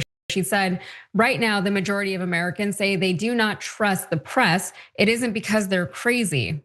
To win back their trust, we have to work hard. Sometimes that means doing more legwork. Sometimes it means holding a piece about a controversial subject to make sure it is comprehensive and fair. Okay, so that's the reason that she is giving for why they pulled the CCOT piece. So there are conflicting accounts, however, of what actually happened to that pulled segment. According to a source who spoke to Axios, CBS News reached out to the Trump administration for comment. The White House Department of Homeland Security and the State Department all issued written responses, but none of those responses were included in the final segment. However, according to 60 Minutes, to a correspondent, Sharon Alfonsi, she said, we requested responses to questions and/or interviews with DHS, the White House, and the State Department. Government silence is a statement, not a veto. Their refusal to be interviewed is a tactical maneuver designed to kill the story. So yeah, this was a huge story when it blew up, that there was this piece that was detailing, and there were clips of it that were floating around. I think you could also, if you had a VPN, you could still access it. I didn't watch it myself personally, but I did see some clips, and it was like very graphically detailing what is actually going on at these immigrant detention centers like CCOT. It didn't look good. It didn't make the Trump administration look good. It felt unnecessarily cruel. And you have to assume that that is the real reason why it was pulled, because it didn't make Trump look good. Cenk, I know you've got more. What do you say? Yeah. No, look, they're not hiding it anymore. As one of the quotes from the New York Times piece says, Mr. Trump has privately said Larry Ellison assured him that he would turn CBS News, which Ellison's took over when they bought Paramount, into a more conservative outlet. Two people with knowledge of the president's comments said. So look, as you're gonna see later, Larry Ellison doesn't really care about conservative or liberal. He only cares about Israel. But in this case, in order to help Israel, he's saying to Trump, yeah, we'll bury any news that's bad about you, and we'll highlight news that, or pretend that there's news that's good for you. And so, look, a lot of these traditional media outlets have always been for propaganda purposes, but now this is a new layer of it where they're just being brazen and they're saying, yes, this is not really news. This is propaganda. For the moment being, it's propaganda to help Donald Trump. But really, of course, there's a second reason, as we'll get into a little bit later. Yeah, and one of the things also that is that stands out about this piece is that this is all happening kind of in the middle of everything that is happening with CBS and with people like Stephen Colbert and all the they're pulling funding from all these different outlets that we're used to having. They're compromising what is actually being reported to the people, and they're saying that they're doing it for whatever purpose, but we know that it's really all about censorship. But something of note is that Bari Weiss, she was put in charge of CBS News after Skydance acquired Paramount. So there's also all of these acquisitions and mergers that are happening in the midst of all of this, right? And Bari Weiss is very much a part of all of the transformation of the media that this administration is trying to do. So David Ellison is the CEO of Skydance, and his father, Larry Ellison, is the CEO of Oracle and David's business partner. So Bari Weiss is an outspoken critic of American liberals. She is now accused of pushing the Trump administration's interests, but according to the New York Times, there's another big issue that is even more important to the heads of Paramount. So Larry Ellison was once a stalwart Clinton-era Democrat, but he has gravitated toward Trump in large part because of the president's support for Israel. Several people who have spoken to him said both Ellisons are close to Benjamin Netanyahu, the prime minister of Israel, whom one associate described as like an uncle figure to David Ellison. So Cenk, this sounds super boring, but like it's just Israel all over again. Like Israel is not only, paying off all of our politicians and our Congress people, but they're also very, very much affecting our media and the news that is transmitted to Americans and the ways in which that news is transmitted to Americans. Yeah, there's no question about it. It's in the New York Times. They're openly talking about it.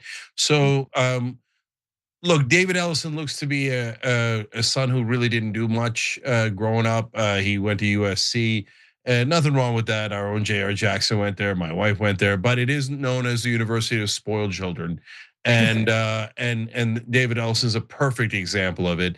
He eventually dropped out for an acting career that didn't really exist. His dad financed a movie that flopped, that he was an actor in, etc. So now he goes to daddy and he says, "Hey, daddy, can we use your tens of billions of dollars to buy almost half the media in America on behalf of Israel?" And his dad, Larry Ellison, says, "I thought you'd never ask," right? So they go on this shopping spree. They bought Paramount pretty cheap. That has CBS in it. They go and buy Free Press, which is Bari Weiss's publication. And they announced that they're buying it and that they're paying a higher price because she's pro-Israel. So we're at the point where they're not hiding anything anymore, right?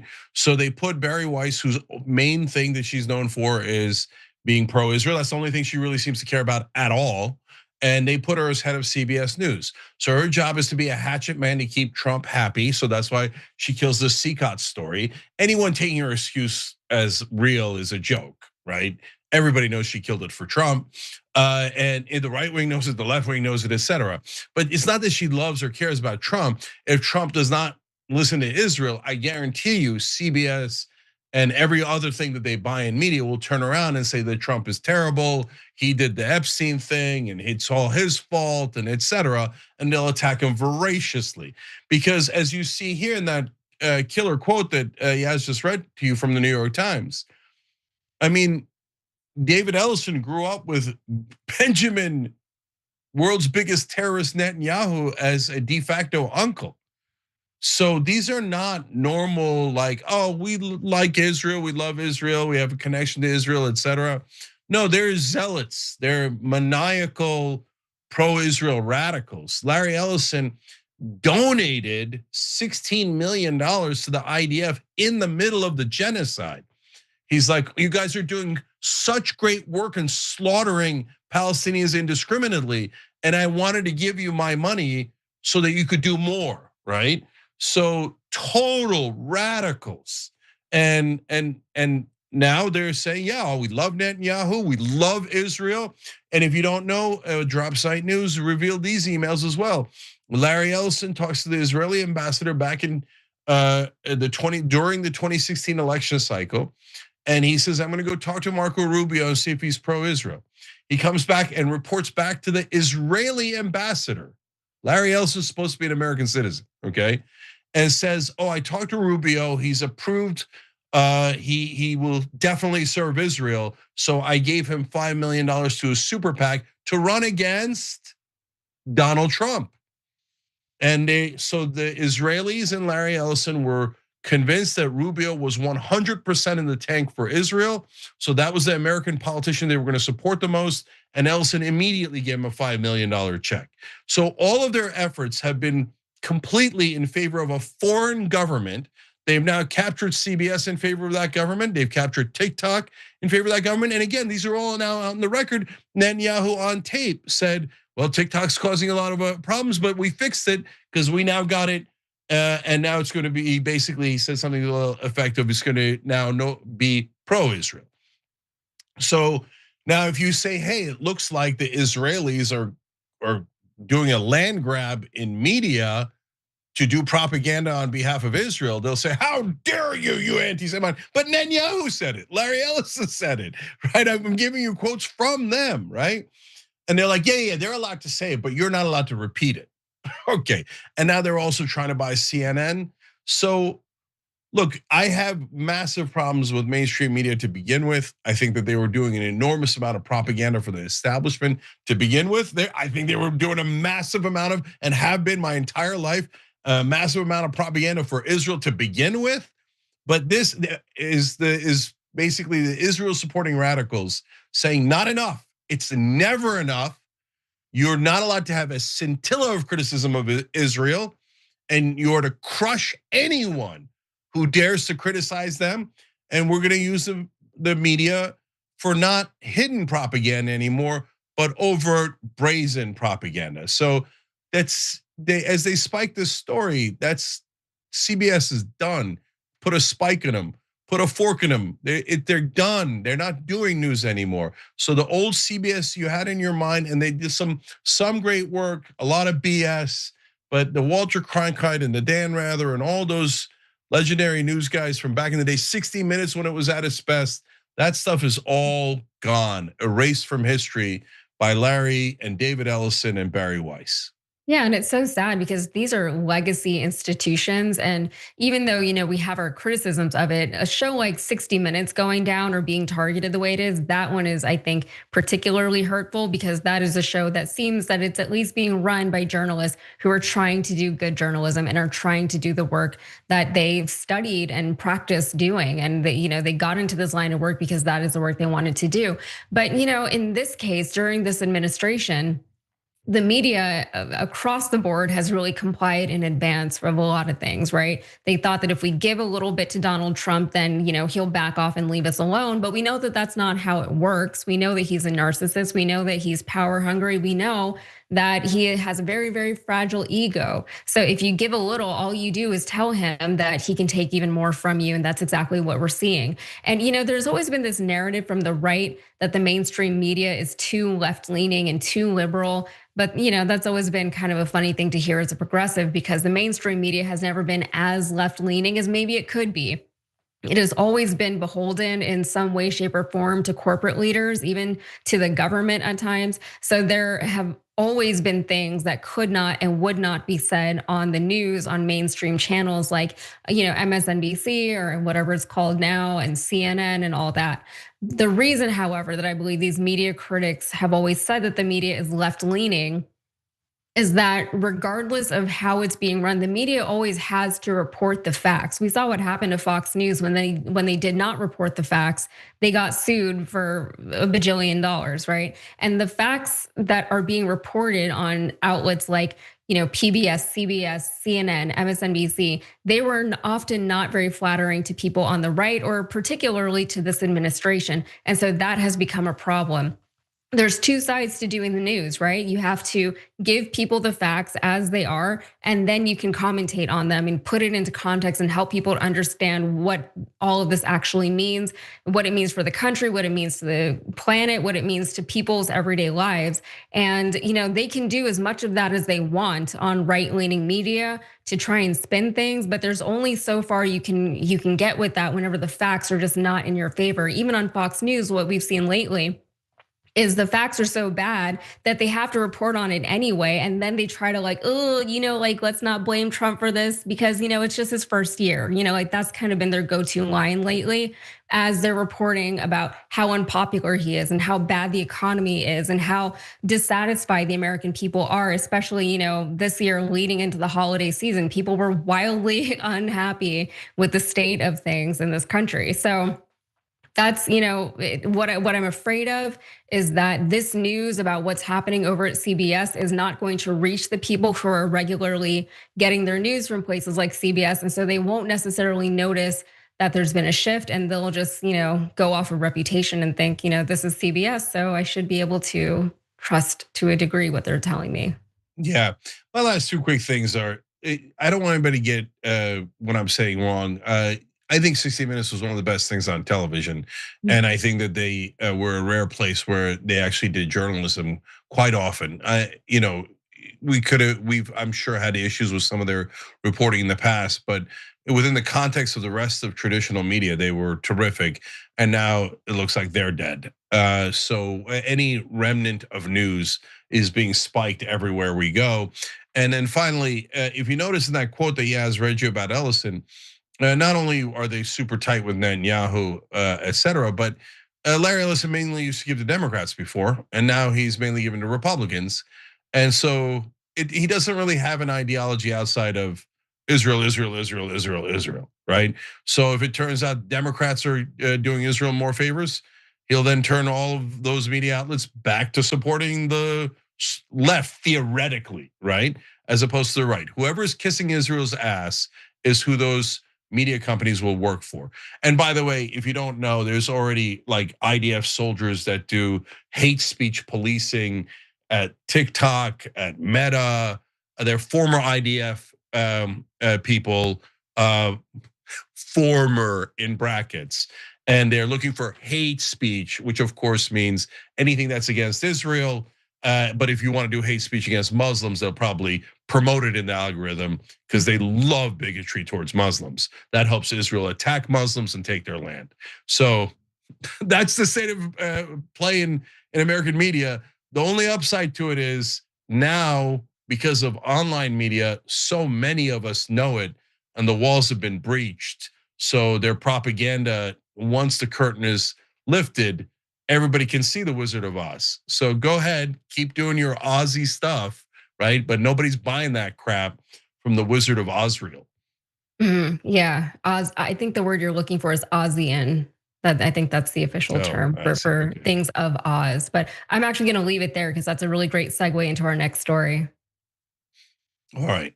Yeah. Oh, we got to take a break first, though. Would have been a good segue. Okay. But apparently you're going to love the next story as well. So we'll do that as soon as we return.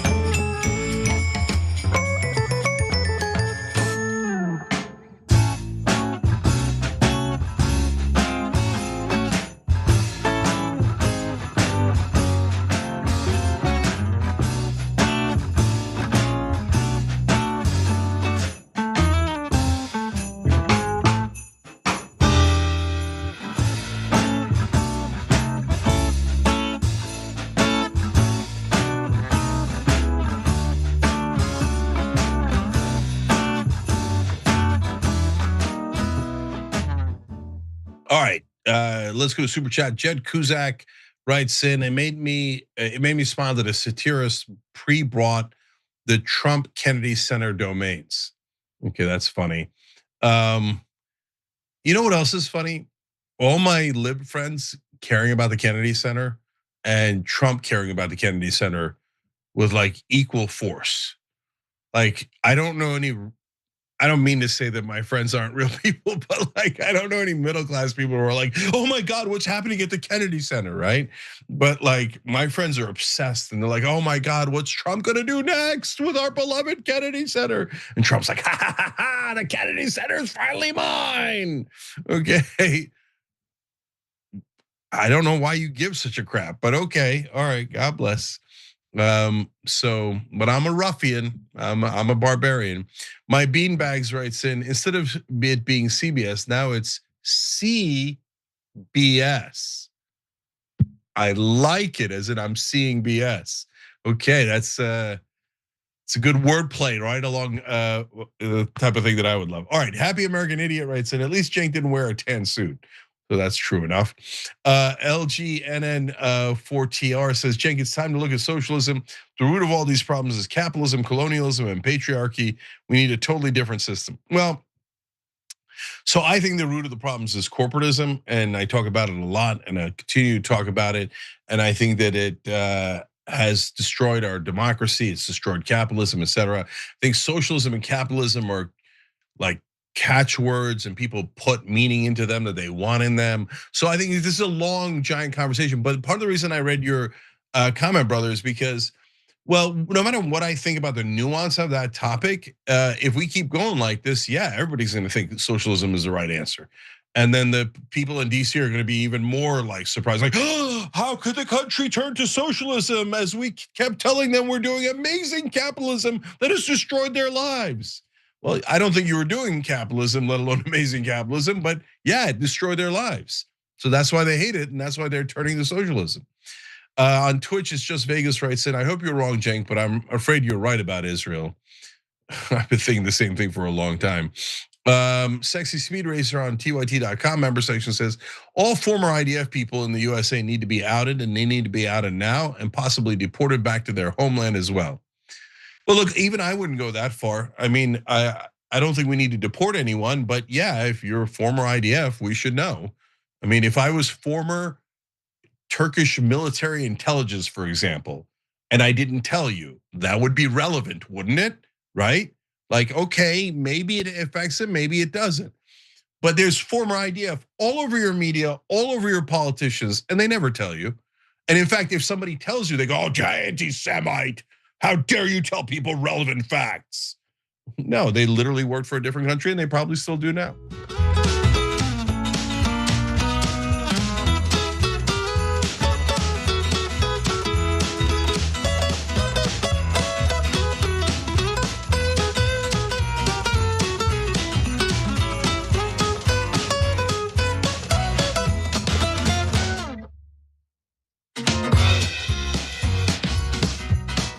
All right, back on TYT, Cenk and Yaz with you guys. More news.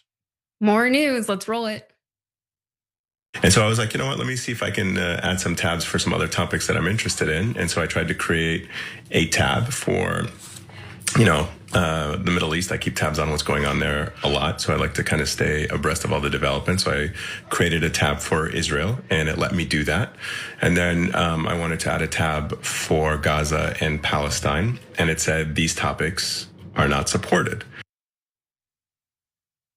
That was Eamon. He's an anchor over at MS Now, and he discovered something recently that he thought that we should all know about. On Meta platforms, which are Facebook and Instagram, you're allowed to curate your own algorithm, but only, of course, for Meta-approved topics. Cenk, what are your thoughts here? Yeah, so, look at that, censoring on behalf of Israel. Would have never guessed, as former IDF soldiers work in censoring Meta and now TikTok, now that the Ellisons have bought it. So we've got a lot more of those damning details for you guys in this story. And hopefully this will make it out to you guys through all the different algorithms blocking it on behalf of Israel. That's a really good point. So Eamon said that he does get a lot of, parenting content and food content, like the basic everyday fun things that we all like to see. But as a journalist, he likes to keep up with what's going on in the world. That includes the Middle East, and social media is a big part of that for a lot of us. And that's what he was trying to do when he ran into trouble trying to add Gaza and Palestine to his algorithm. And so then he got to thinking, and here's this. And it had me thinking a little bit about how important the algorithm is to what we're able to see on a daily basis.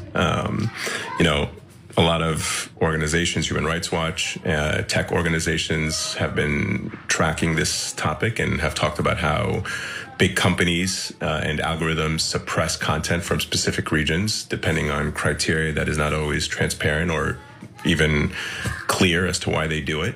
But I just experienced it firsthand there, and I thought anecdotally it would be something that y'all should be aware of. That's why I'm sharing it with you guys. Happy holidays. So if you're wondering why this could possibly be that Meta would want to suppress content pertaining to Gaza and Palestine, we had previously reported that Jordana Cutler, the director of public policy for Israel and the Jewish diaspora at Meta, admitted to something that feels very relevant here. We banned content with harmful stereotypes about Jews, such as the claim that Jews run the world or other major institutions. We updated our policies to recognize that the term Zionist can be used as a proxy for Jews and Israelis. We banned content claiming Zionists run the world or control the media, and we do not allow for dehumanizing comparisons of Zionists. And it does feel weird that Meta actually has someone in this position at all, or that even is a position at Meta. But Cutler was certainly the one to fill that role. She had previously worked for the Israeli government, serving as an advisor to Benjamin Netanyahu himself.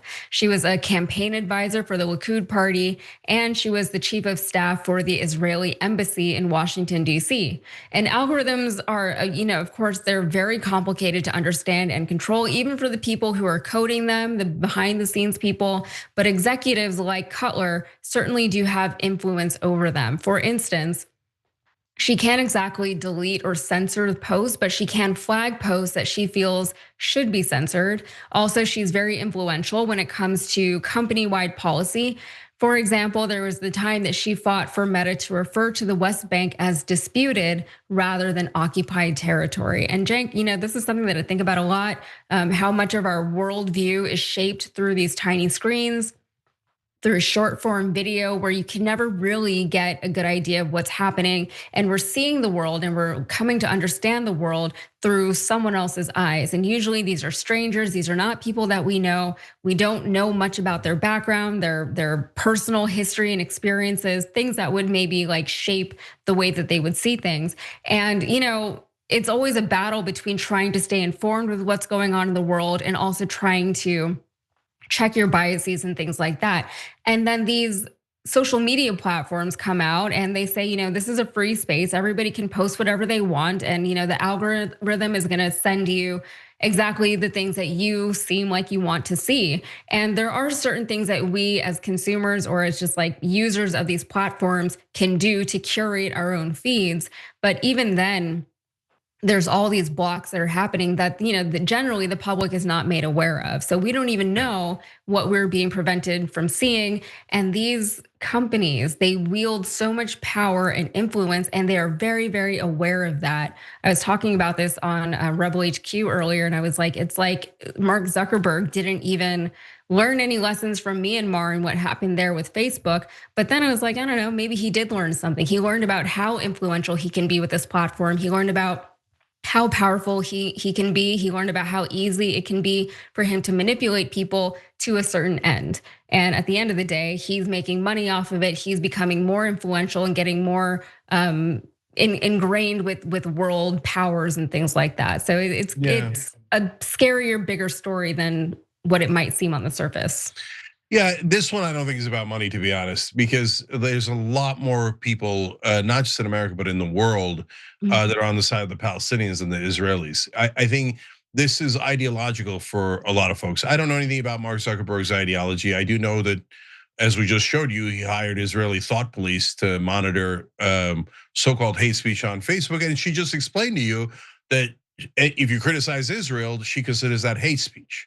So that's absurd. That's maniacal. That's saying, yeah, Facebook literally has Israeli thought police censoring your content. So I didn't. She said it. You saw it with your own eyes.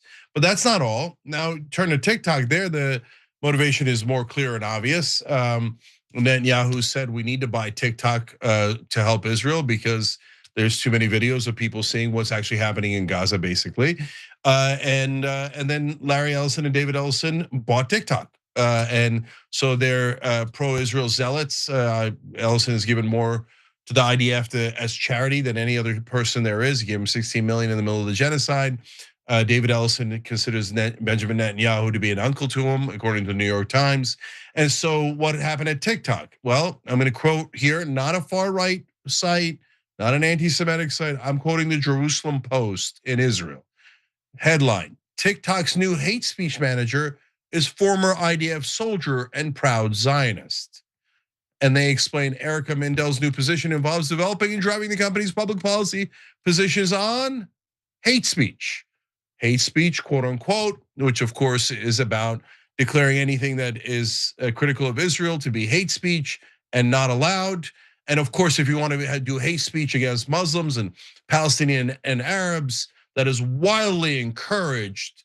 And please do some of that so that Israel can smear Muslims in the world. And unfortunately, they don't have a lot of human beings doing that. They have bots, trolls, some Israeli influencers paid by Israel at $7,000 a pop, right? And they have almost all of traditional media anyway, but it's never enough. So if you're not sure about Lindell, this woman who's hired to be Mendel, who's hired to be the thought police at TikTok.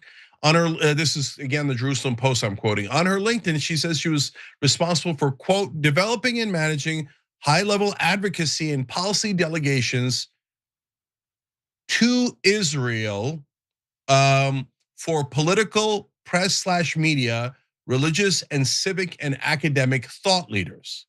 So her literal job earlier was to do propaganda for Israel among politicians, the media, religious, civic and academic leaders. So they got not just thought police, but literal IDF, literal job of propaganda, brought them over to TikTok, and now she'll be thought police for Israel there. So, but they don't, back to the money part of this for a second. I think in the long run, it'll be a huge financial mistake for them. They're paying an enormous amount of money for TikTok. And yes, what I remember is Rupert Murdoch bought MySpace thinking, oh, I'll be in with the cool kids and I could do pro-war propaganda on MySpace and yay, and pro-Israel everything on MySpace. And then as soon as he bought it, it collapsed because people were like, oh, it's now junk. It's stupid Murdoch propaganda. So if they turn Facebook and TikTok into that, they'll eventually collapse. Purely into that, they'll eventually collapse. And then Israel Free Things will pop up, platforms, and they'll do way better because you know who wants all their thoughts and ideas and content controlled by the Israelis? Literally no one but the Israelis. Yeah, shout out to Tom, but it's so funny that you mentioned MySpace because I'm a solid millennial. I was in high school whenever MySpace was really, the thing to be on, right? And I remember that. I remember how like overnight it seemed like the entire platform went to just crap, it just wasn't good. It wasn't usable anymore. And it happened very, very quickly. And, I like your optimism, Cenk, as far as, if the same thing happens to Facebook, that maybe we'll see a repeat of what happened with MySpace where people just kind of got off the platform and became disinterested. I think it's a little bit different though, because with MySpace, we didn't quit it. We went to something else. We went to Facebook, so we had something to replace it. We also had, things like Zanga, but that was a little bit different. But then also at the time, it was still such a new thing, social media. We weren't used to having something on our phones all the time. We didn't even really have like iPhones at the time. And so it was a much more controlled environment. We'd go to school, we'd come home and get on MySpace, and that was it. And when we were off it, we were off of it. And so like this dependency that we have now on social media and to our tech in general, that really wasn't a thing back then. I fear, and maybe you're more optimistic than I am on this one, but I fear that we're a little too addicted already at this point to for that to happen. But okay, well, what were you gonna say? Yeah, so but yes, I hear you on that. But now everybody's getting outed, and I love what online media is doing.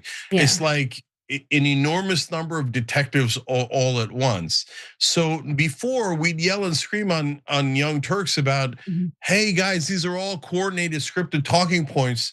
And all the way back to the Iraq war, and we've been around forever. So we were on the air then going, don't, it's obviously scripted.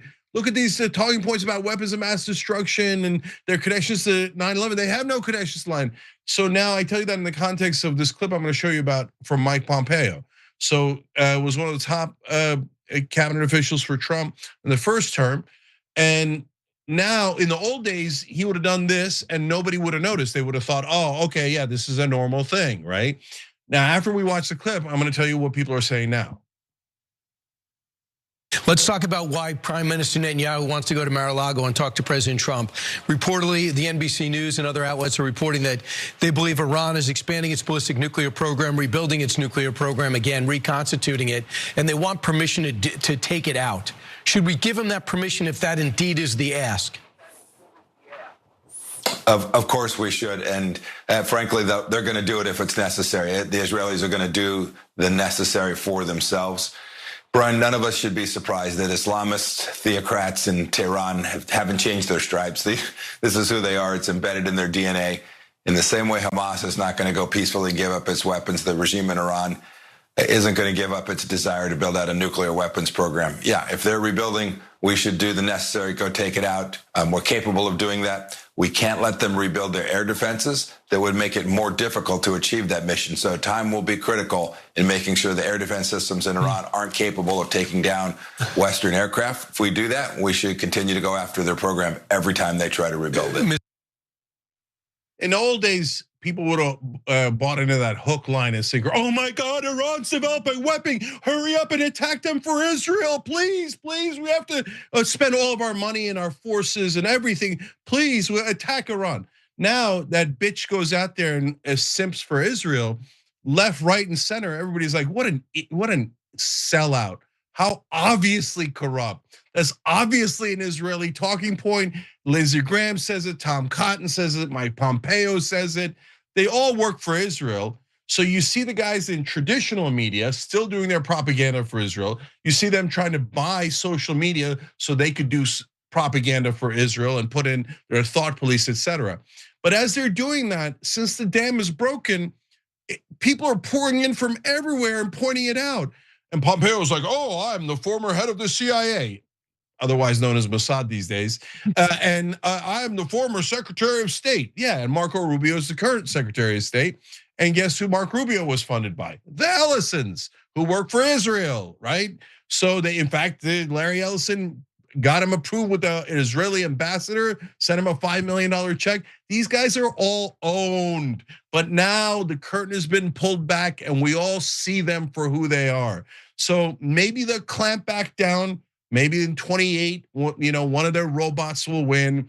They'll bring in Palantir. They'll call it national security. They'll clamp down on all Americans, call us all anti-Semites. Whoever disagrees with Israel goes to jail. First Amendment's, and by the way, if you think that's like hyperbolic, no, they already did it on college campuses, right? They literally said, oh, you wrote an op-ed against Israel. You're going to jail.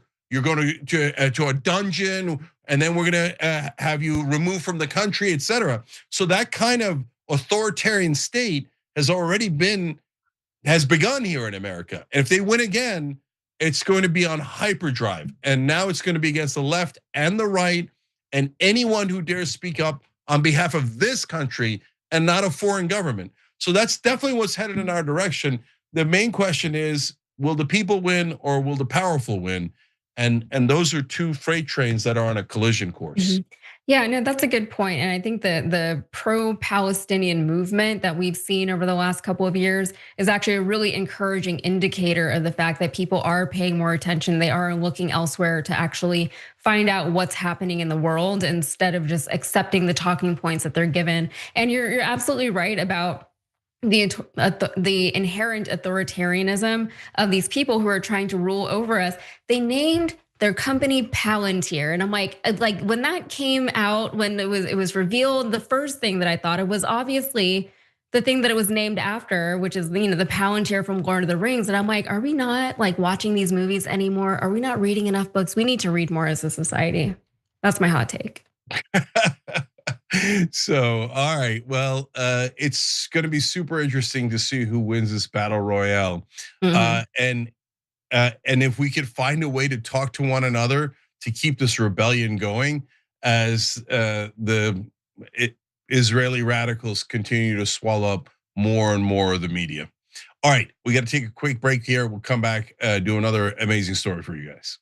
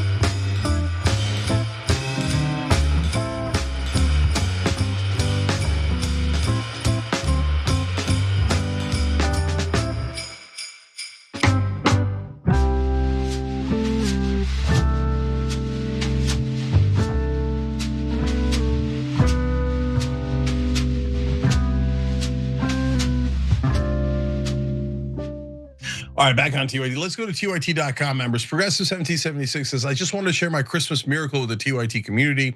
Yesterday, me and my husband got an email that he got an interview from for immigration in Juarez on February 19th. I heard Trump was trying to suspend a green card program. Do you think that Trump is going to succeed suspending the green card program, Cenk? Oh, I wish I knew. And that's great news, and I'm thrilled to hear it, and I hope it comes through for you. I don't have enough information to be able to tell you whether he's going to actually suspend that program or not.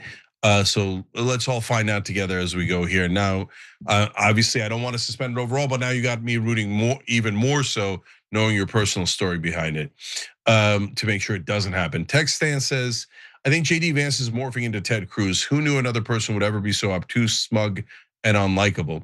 Yeah, that clip we played for you earlier in the show where he was talking about how the media needs to clamp down on, and left-wing groups are terrorists and we need to get the surveillance state on them. Man, it had huge Palantir energy to it. So if he wins in 28, I think pretty much the bad guys win. But I'm not so when I say I'm not sure, I don't mean I'm not sure about JD Vance overall. I would be shocked, find it nearly impossible at the thought of voting for JD Vance, right? So that's not what I'm talking about. But in terms of where he is in the America First, Israel First fight, he plays his cards pretty close to the vest. I mean, the whole Peter Thiel crowd is pro-Israel just because they have business interests and et cetera with them. But that clip made me think, oh, she's gonna put a total Israeli surveillance state on us in 28. Don Donna Dragon writes it a couple times saying, the left is both soft wusses and also the most dangerous terrorists who have ever lived. Obviously, that's according to the right wing. And yeah, I'm with you, brother. They should make up their mind. He also wrote in saying, Jen, going back to your book, I absolutely love how you label capitalism, socialism, and Bernie's strategy of labeling himself as a socialist. I agree with you. Because of corporatism, I've never truly known capitalism. I think it'll be a very important conversation to have before the midterms. Well, I hope we do have that conversation, brother, and that would be great. Jack Callahan says, Jake, the Kennedy Center's branding is by law cannot be changed. The Kennedy Center is the pantheon of American arts and artists. Kennedy was a huge supporter of the arts. The reversal of the arts having no importance is manifest in these Orwellian times. Jack, you're right, and you're right to bring up the artists and that it's a pantheon, etc. And I should care more, and I'm a bad guy for not caring more. But I love you for bringing it up. All right. Everybody, Turks and Jerks coming up on Monday. Make sure you don't miss that. We'll be right back.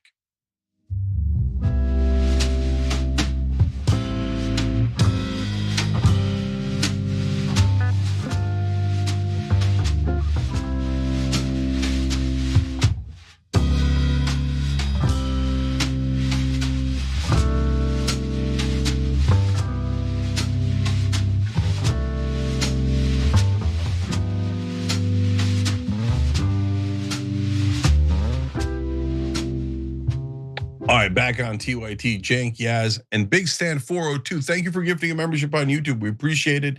Our gift back to you guys. Don't forget, if you do tyt.com/switch and you switch your cell phone service, it didn't affect my service one bit, doesn't affect your number. It changes absolutely nothing, but you save a ton of money.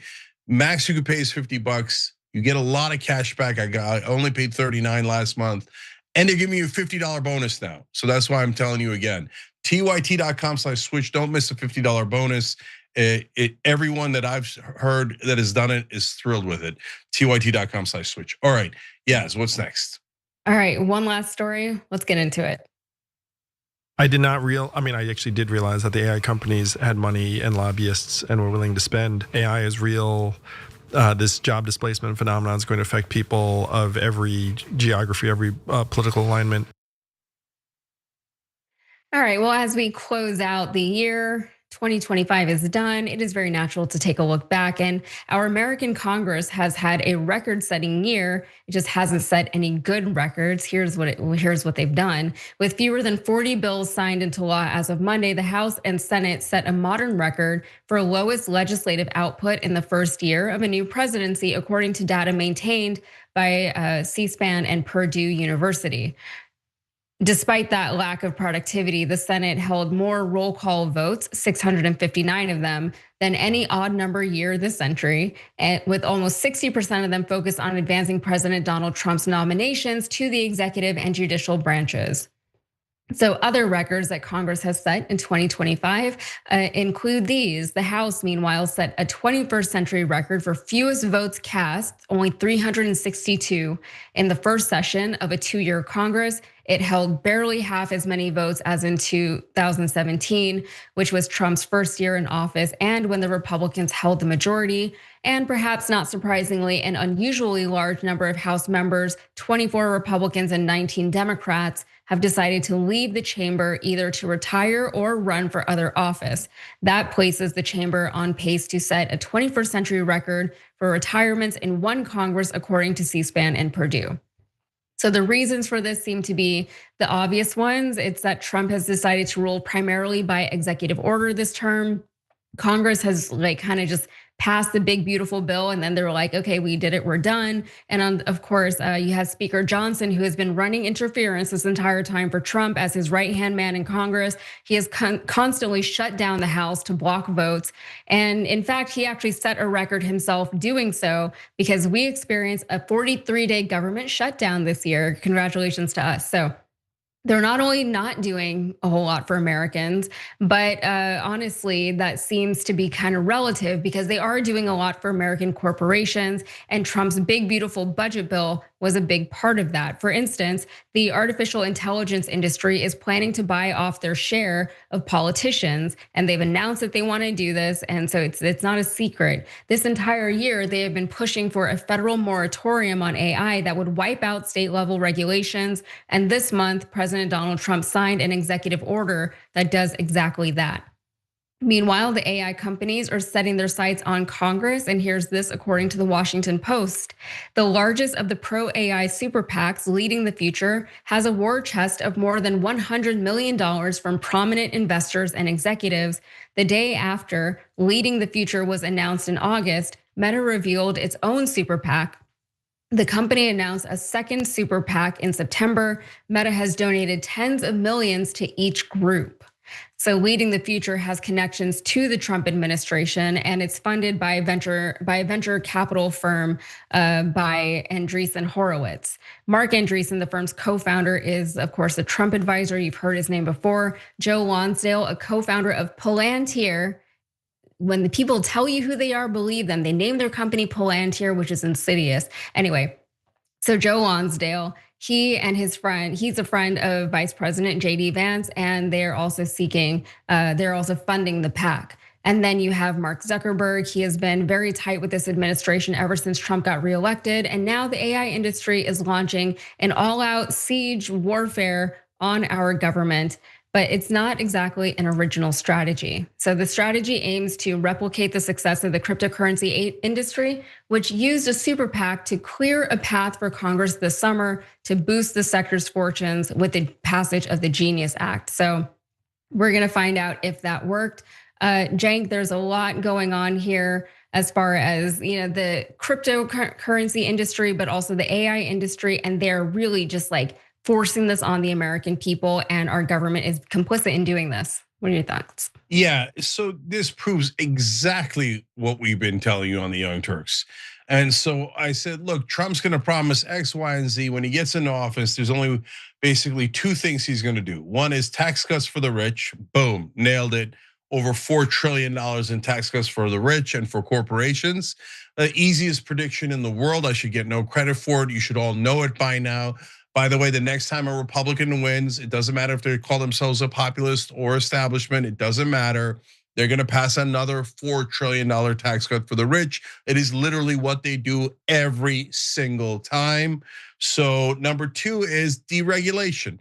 And so not only have they broken a record for no real bills passed, right? And for executive orders, so they're just shifting all the power to the executive branch, so Trump can more easily give away money to donors, and not do any real legislation, not any real democracy. But on top of that, they've broken a record for the most amount of deregulatory actions. As an example, in 2009, Barack Obama as president withdrew no regulations that George W. Bush had put in. This year, Trump repealed 22 pieces of legislation that involved regulating his donors, corporations. And what are the regulations about? Oh, boo, regulations are always bad. No, regulations are often about worker safety, community safety. They can't dump poison into your local lake, etc. No, all the brakes are out of the car. This is complete corporate rule. The Democrats do it more subtly. The Republicans are totally over the top on it. And they gave you exactly what we told you they were gonna give you. Nothing for the average guy, nothing. But instead, what you got was massive deregulation so corporations can continue to rob us blind and put us in danger, and giant tax cuts for the wealthy and for the corporate world. And finally, by the way, don't forget, Yaz brings up AI, and it's a good point. They're the new donor class, so they're now bribing all the politicians legally, according to the Supreme Court. And so what do they want? They want their data centers backed up, and they want you to pay the electricity bill, by the way, for their data centers. They want subsidies. They want the government to back them up. The crypto guys bought almost all the Republicans. And by the way, an important number of the corporate Democrats, they spent a ton of money on Democratic primaries, buying corporate Democrats and Democratic leadership. And all of them together have deregulated crypto, deregulated AI, given them subsidies, given them breaks. This is not capitalism, guys. This is corporatism. This is corporate rule. Corporatism hates capitalism, hates free markets. What it does is it buys off politicians and rigs all of the rules to their benefit and against their competitors, against their consumers, which is all of us. So this is what the great American robbery looks like. This is what they do. Nothing for you, everything for their corporate donors. Yeah, and this is just kind of the way that things are going in this country right now. And it doesn't feel like a democracy anymore because these AI companies and these tech companies are able to pay off the government, get their guy in power. We have JD Vance, who is the protege of Peter Thiel, as our vice president right now. He is in the White House. He is at the top of the executive branch. He's on that ticket. And, whatever they want to do, they told us though what they were going to do, right? We saw all of these tech CEOs sitting in the front row in front of our actually elected Congress people at Trump's inauguration. So it was very clear what the priorities of this administration were from the get-go. And yeah, the people, I guess it's our fault for electing Trump in the first place, but this is not really what anybody wants. Nobody wants these giant AI data centers using up all the water in their local areas and then driving all of their electric bills up through the roof that they have to pay, as you mentioned. And I really don't feel like people are paying enough attention to that. And then also like the noise, and then just like they have to clear out land for it. It's all a bad idea. And the thing is, the public is not on board with this. This is not a thing that the American people want, but it is being forced on us. And they're saying, use it, use our stuff. Everything that we interact with now, it's like, oh, do you want to use the AI? It's like, no, nobody asked for that. I wasn't like trying to do anything with AI now, but this is the reality. And hopefully, Andrew Yang has been very outspoken about the AI industry and just like about tech in general, and he has some personal experience there. But he was saying, this is what I was talking about all those years ago when I first started running for president, and I became more known through doing that. But this was a problem that was foreseen, and nothing was done about it. All right, guys, we got to go to the next segment. Yaz, you're awesome. Thank you. Merry Christmas. Happy holidays. Merry Christmas. Yeah. When we come back, we've got a candidate running against one of the worst Republican congressmen of our lifetimes. You're going to want to hear what he has to say. And also, unfortunately, one of the really great guys behind the scenes just passed away. You might not have ever heard of him, but I want you to hear of him because he was one of the quiet heroes on the left.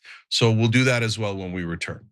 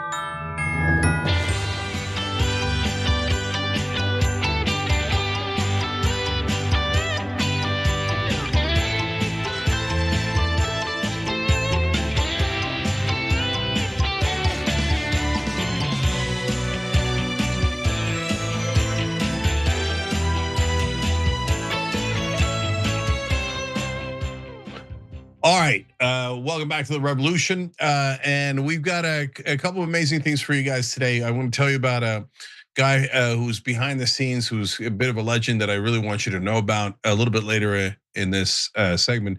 But first, we want to do a great interview for you guys. Joining us now is Amar Kampanijjar. He is a great candidate. He's running against Darrell Issa. Oh, boo. So Issa's been around a long time and not been a good guy for a long time. One of the wealthiest members of Congress. You'll be shocked to find out he's always in favor of tax cuts for the rich and deregulation for companies like his own and companies that are his donors, et cetera. You get a sense of how I feel about Issa. Amar's run before, you might remember him. He was just Democrat. And now the district is very different. So we've got a different race on our hands. Amar joins us today. How you doing, brother? I'm good, man. Happy holidays. Good to be with you. Good to be with you, man. So let's dive into it. So this district is not the same as before, and all of a sudden Issa's in trouble. Tell us about what happened there. Yeah, so now we got a new-ish, bluish district thanks to all the redistricting that's going on. California's 48th district went from a district that Trump won by 15 points to now a district that Kamala Harris won by 3 points. So when I ran for Congress before, with your help, we came within single digits in a district that Trump won by 15 points, meaning people who voted against Biden also voted for me, right? Some Trump voters voted for some skinny brown guy with a funny name, a Mexican Palestinian guy. And it's because I talked about working class issues. It's because I talked about the grift, the greed, the corruption, the tyranny that we see in Washington. I talked about, making sure that we overturn Citizens United and get money out of our politics. And I was running against a guy who literally has been, for 20 years, to your point, has been selling his votes to the highest bidder, whether it's big oil, big pharma, the big gun lobby, big tech, foreign interests, you name it. And I say it's time that we push that shit back forever and have somebody who will have a bold agenda to bring down costs, raise wages, get rid of our forever wars, and get money out of our politics. So I think with that message this time, Darrell's days are numbered. It's the interesting thing about Issa. So, you're half Palestinian, he's Lebanese. So this is one of the rare Arab v. Arab races in the country, right? Kind of. But right. So Issa, I found out recently, used to actually say that what Israel was doing was an apartheid state. But it sounds like he's not saying that anymore. I wonder if it's because he took AIPAC money. Did he take AIPAC money, Amar?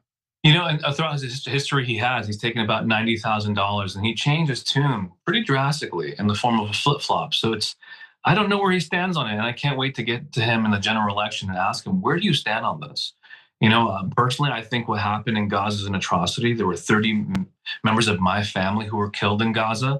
Of course, what happened on October 7th was awful, and it's an atrocity itself. And two wrongs don't make a right. But Darrell Issa has been rubber stamping every single unpopular policy from this administration, whether it's his views on the Middle East, whether it's the tariffs, the big ugly bill, what's going on in Venezuela and Nigeria, the perpetual forever wars that are starting all over again. That's been Darrell Issa. And I have to wonder, is it because he's being funded by interests who want to perpetuate war, the industrial military complex, right? And I'm a naval officer, I support the military, but I think that, we need to focus less on the wars that we wage abroad and more on the battles that we have here at home, right? The cost of living, housing, healthcare, groceries. People are being crushed. And there's a lot of Trump voters who have talked to me and they're like, Trump fucking lied to us. And Darrell Issa has been rubber stamping all these policies that make us weaker, sicker, and poorer. And so I think people want a candidate who will put this country first and not the bidding of outside influences. Yeah, you don't take AIPAC money? No. Do you take corporate PAC money? I don't take a single penny of corporate PAC money. In the 7 years that you've known me, never once.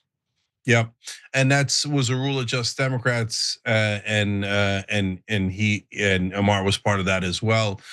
So that's huge because then if somebody's working for the voters or if they're working for the donors. I mean, my opinion is Issa, quote unquote, changed his mind on Israel when he got paid to change his mind.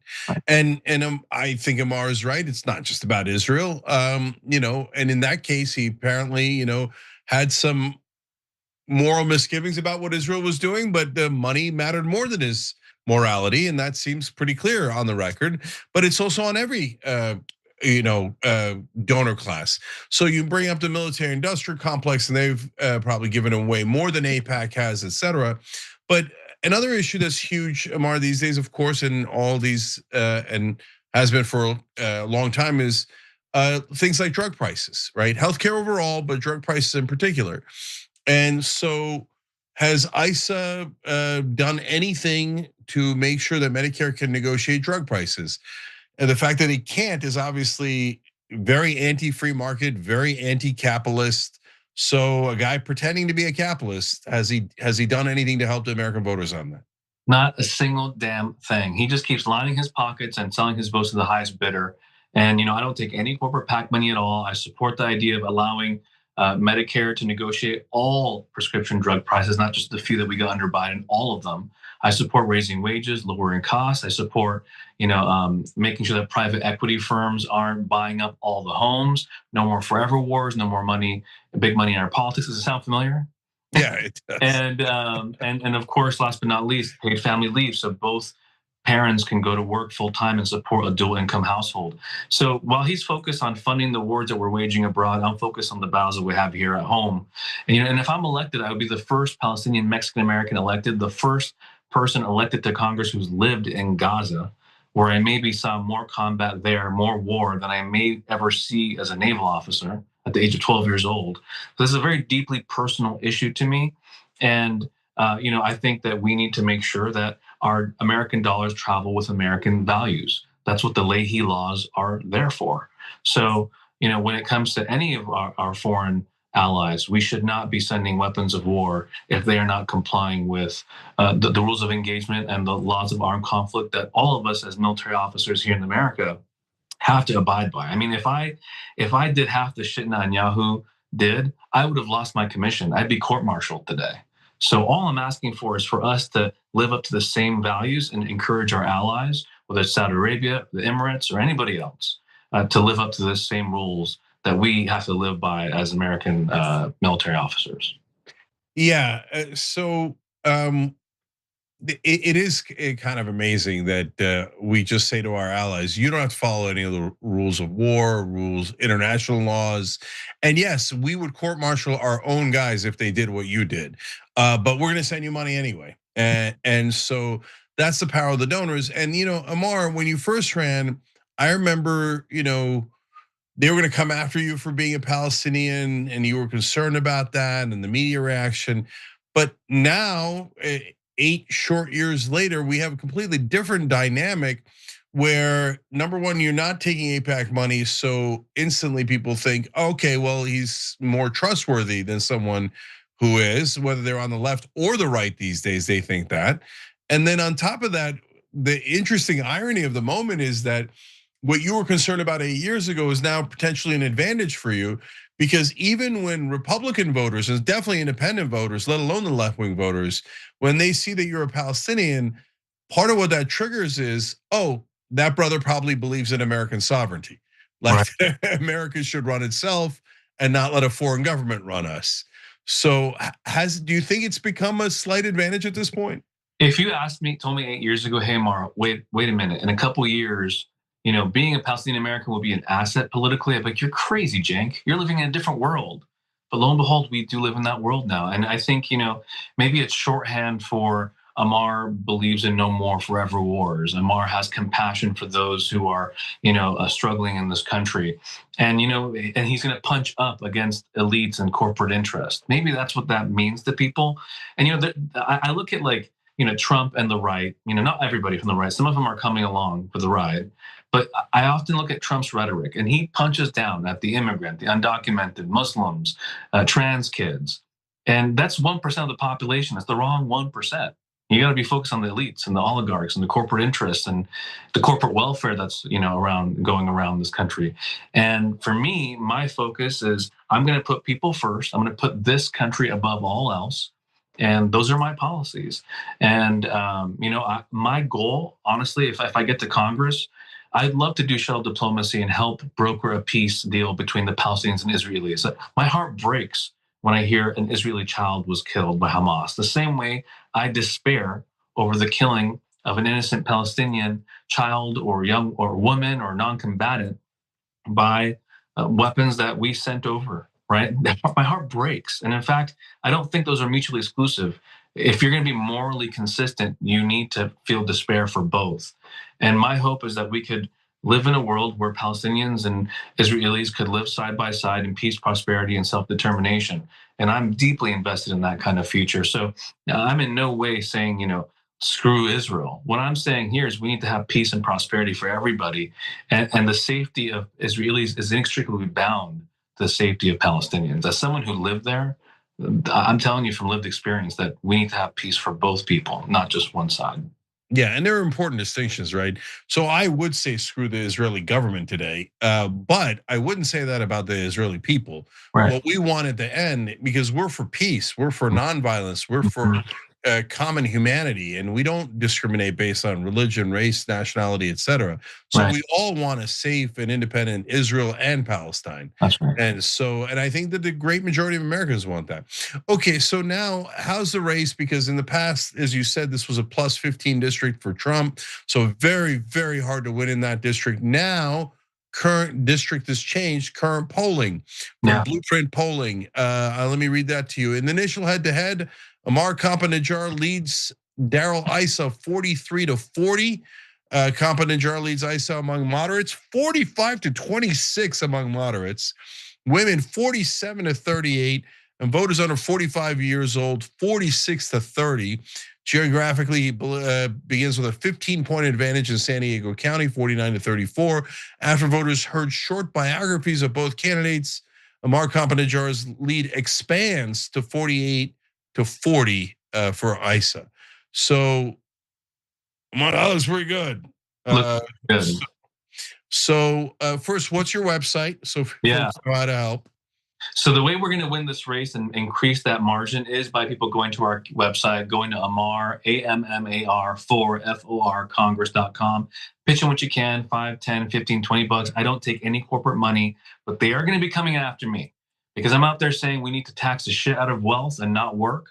We need to raise wages, lower costs. We need to expand healthcare. Look, I'm a military officer. I have TRICARE. It's government-run healthcare, and it works pretty good. So we need to expand more healthcare coverage for more people, no more forever wars, and we have to make peace more profitable than war by investing here at home. Those are the things that I believe in, but those corporate interests are gonna be coming after me every single step of the way. They're gonna accuse me of being all this shit. They're gonna call me a terrorist even though I'm a naval officer serving my country. They're gonna say all kinds of stuff. So what I need from you is to pitch into our campaign to help us just get the truth out. Because if we do that, we win this race. Yeah, and volunteer and whatever else you can do, because guys, this is all of a sudden, first of all, a lot of seats are in play that were not in play before. Number two, this now is arguably a Democratic district. And Issa is one of the worst guys in Congress. So there's a lot of factors going in here towards Amar's side. So if you want to help, that makes sense to me. And obviously you saw his policies were literally nearly identical to the populist plank, which obviously we support here. So that makes a lot of sense to me. Amar, last question. What do you think this is a question I'm asking everybody that comes on the show. What do you think is the biggest problem right now in America for basically our government? And how can we fix it? Good question. I know people keep asking me, Amar, is our democracy going to save us? And I don't think so. I think we have to save it. And I think the biggest threat to any democracy is apathy. I mean, shit, if every person who believed what we believe actually showed up and voted, we would never have the government we have today. But they just get tuned off.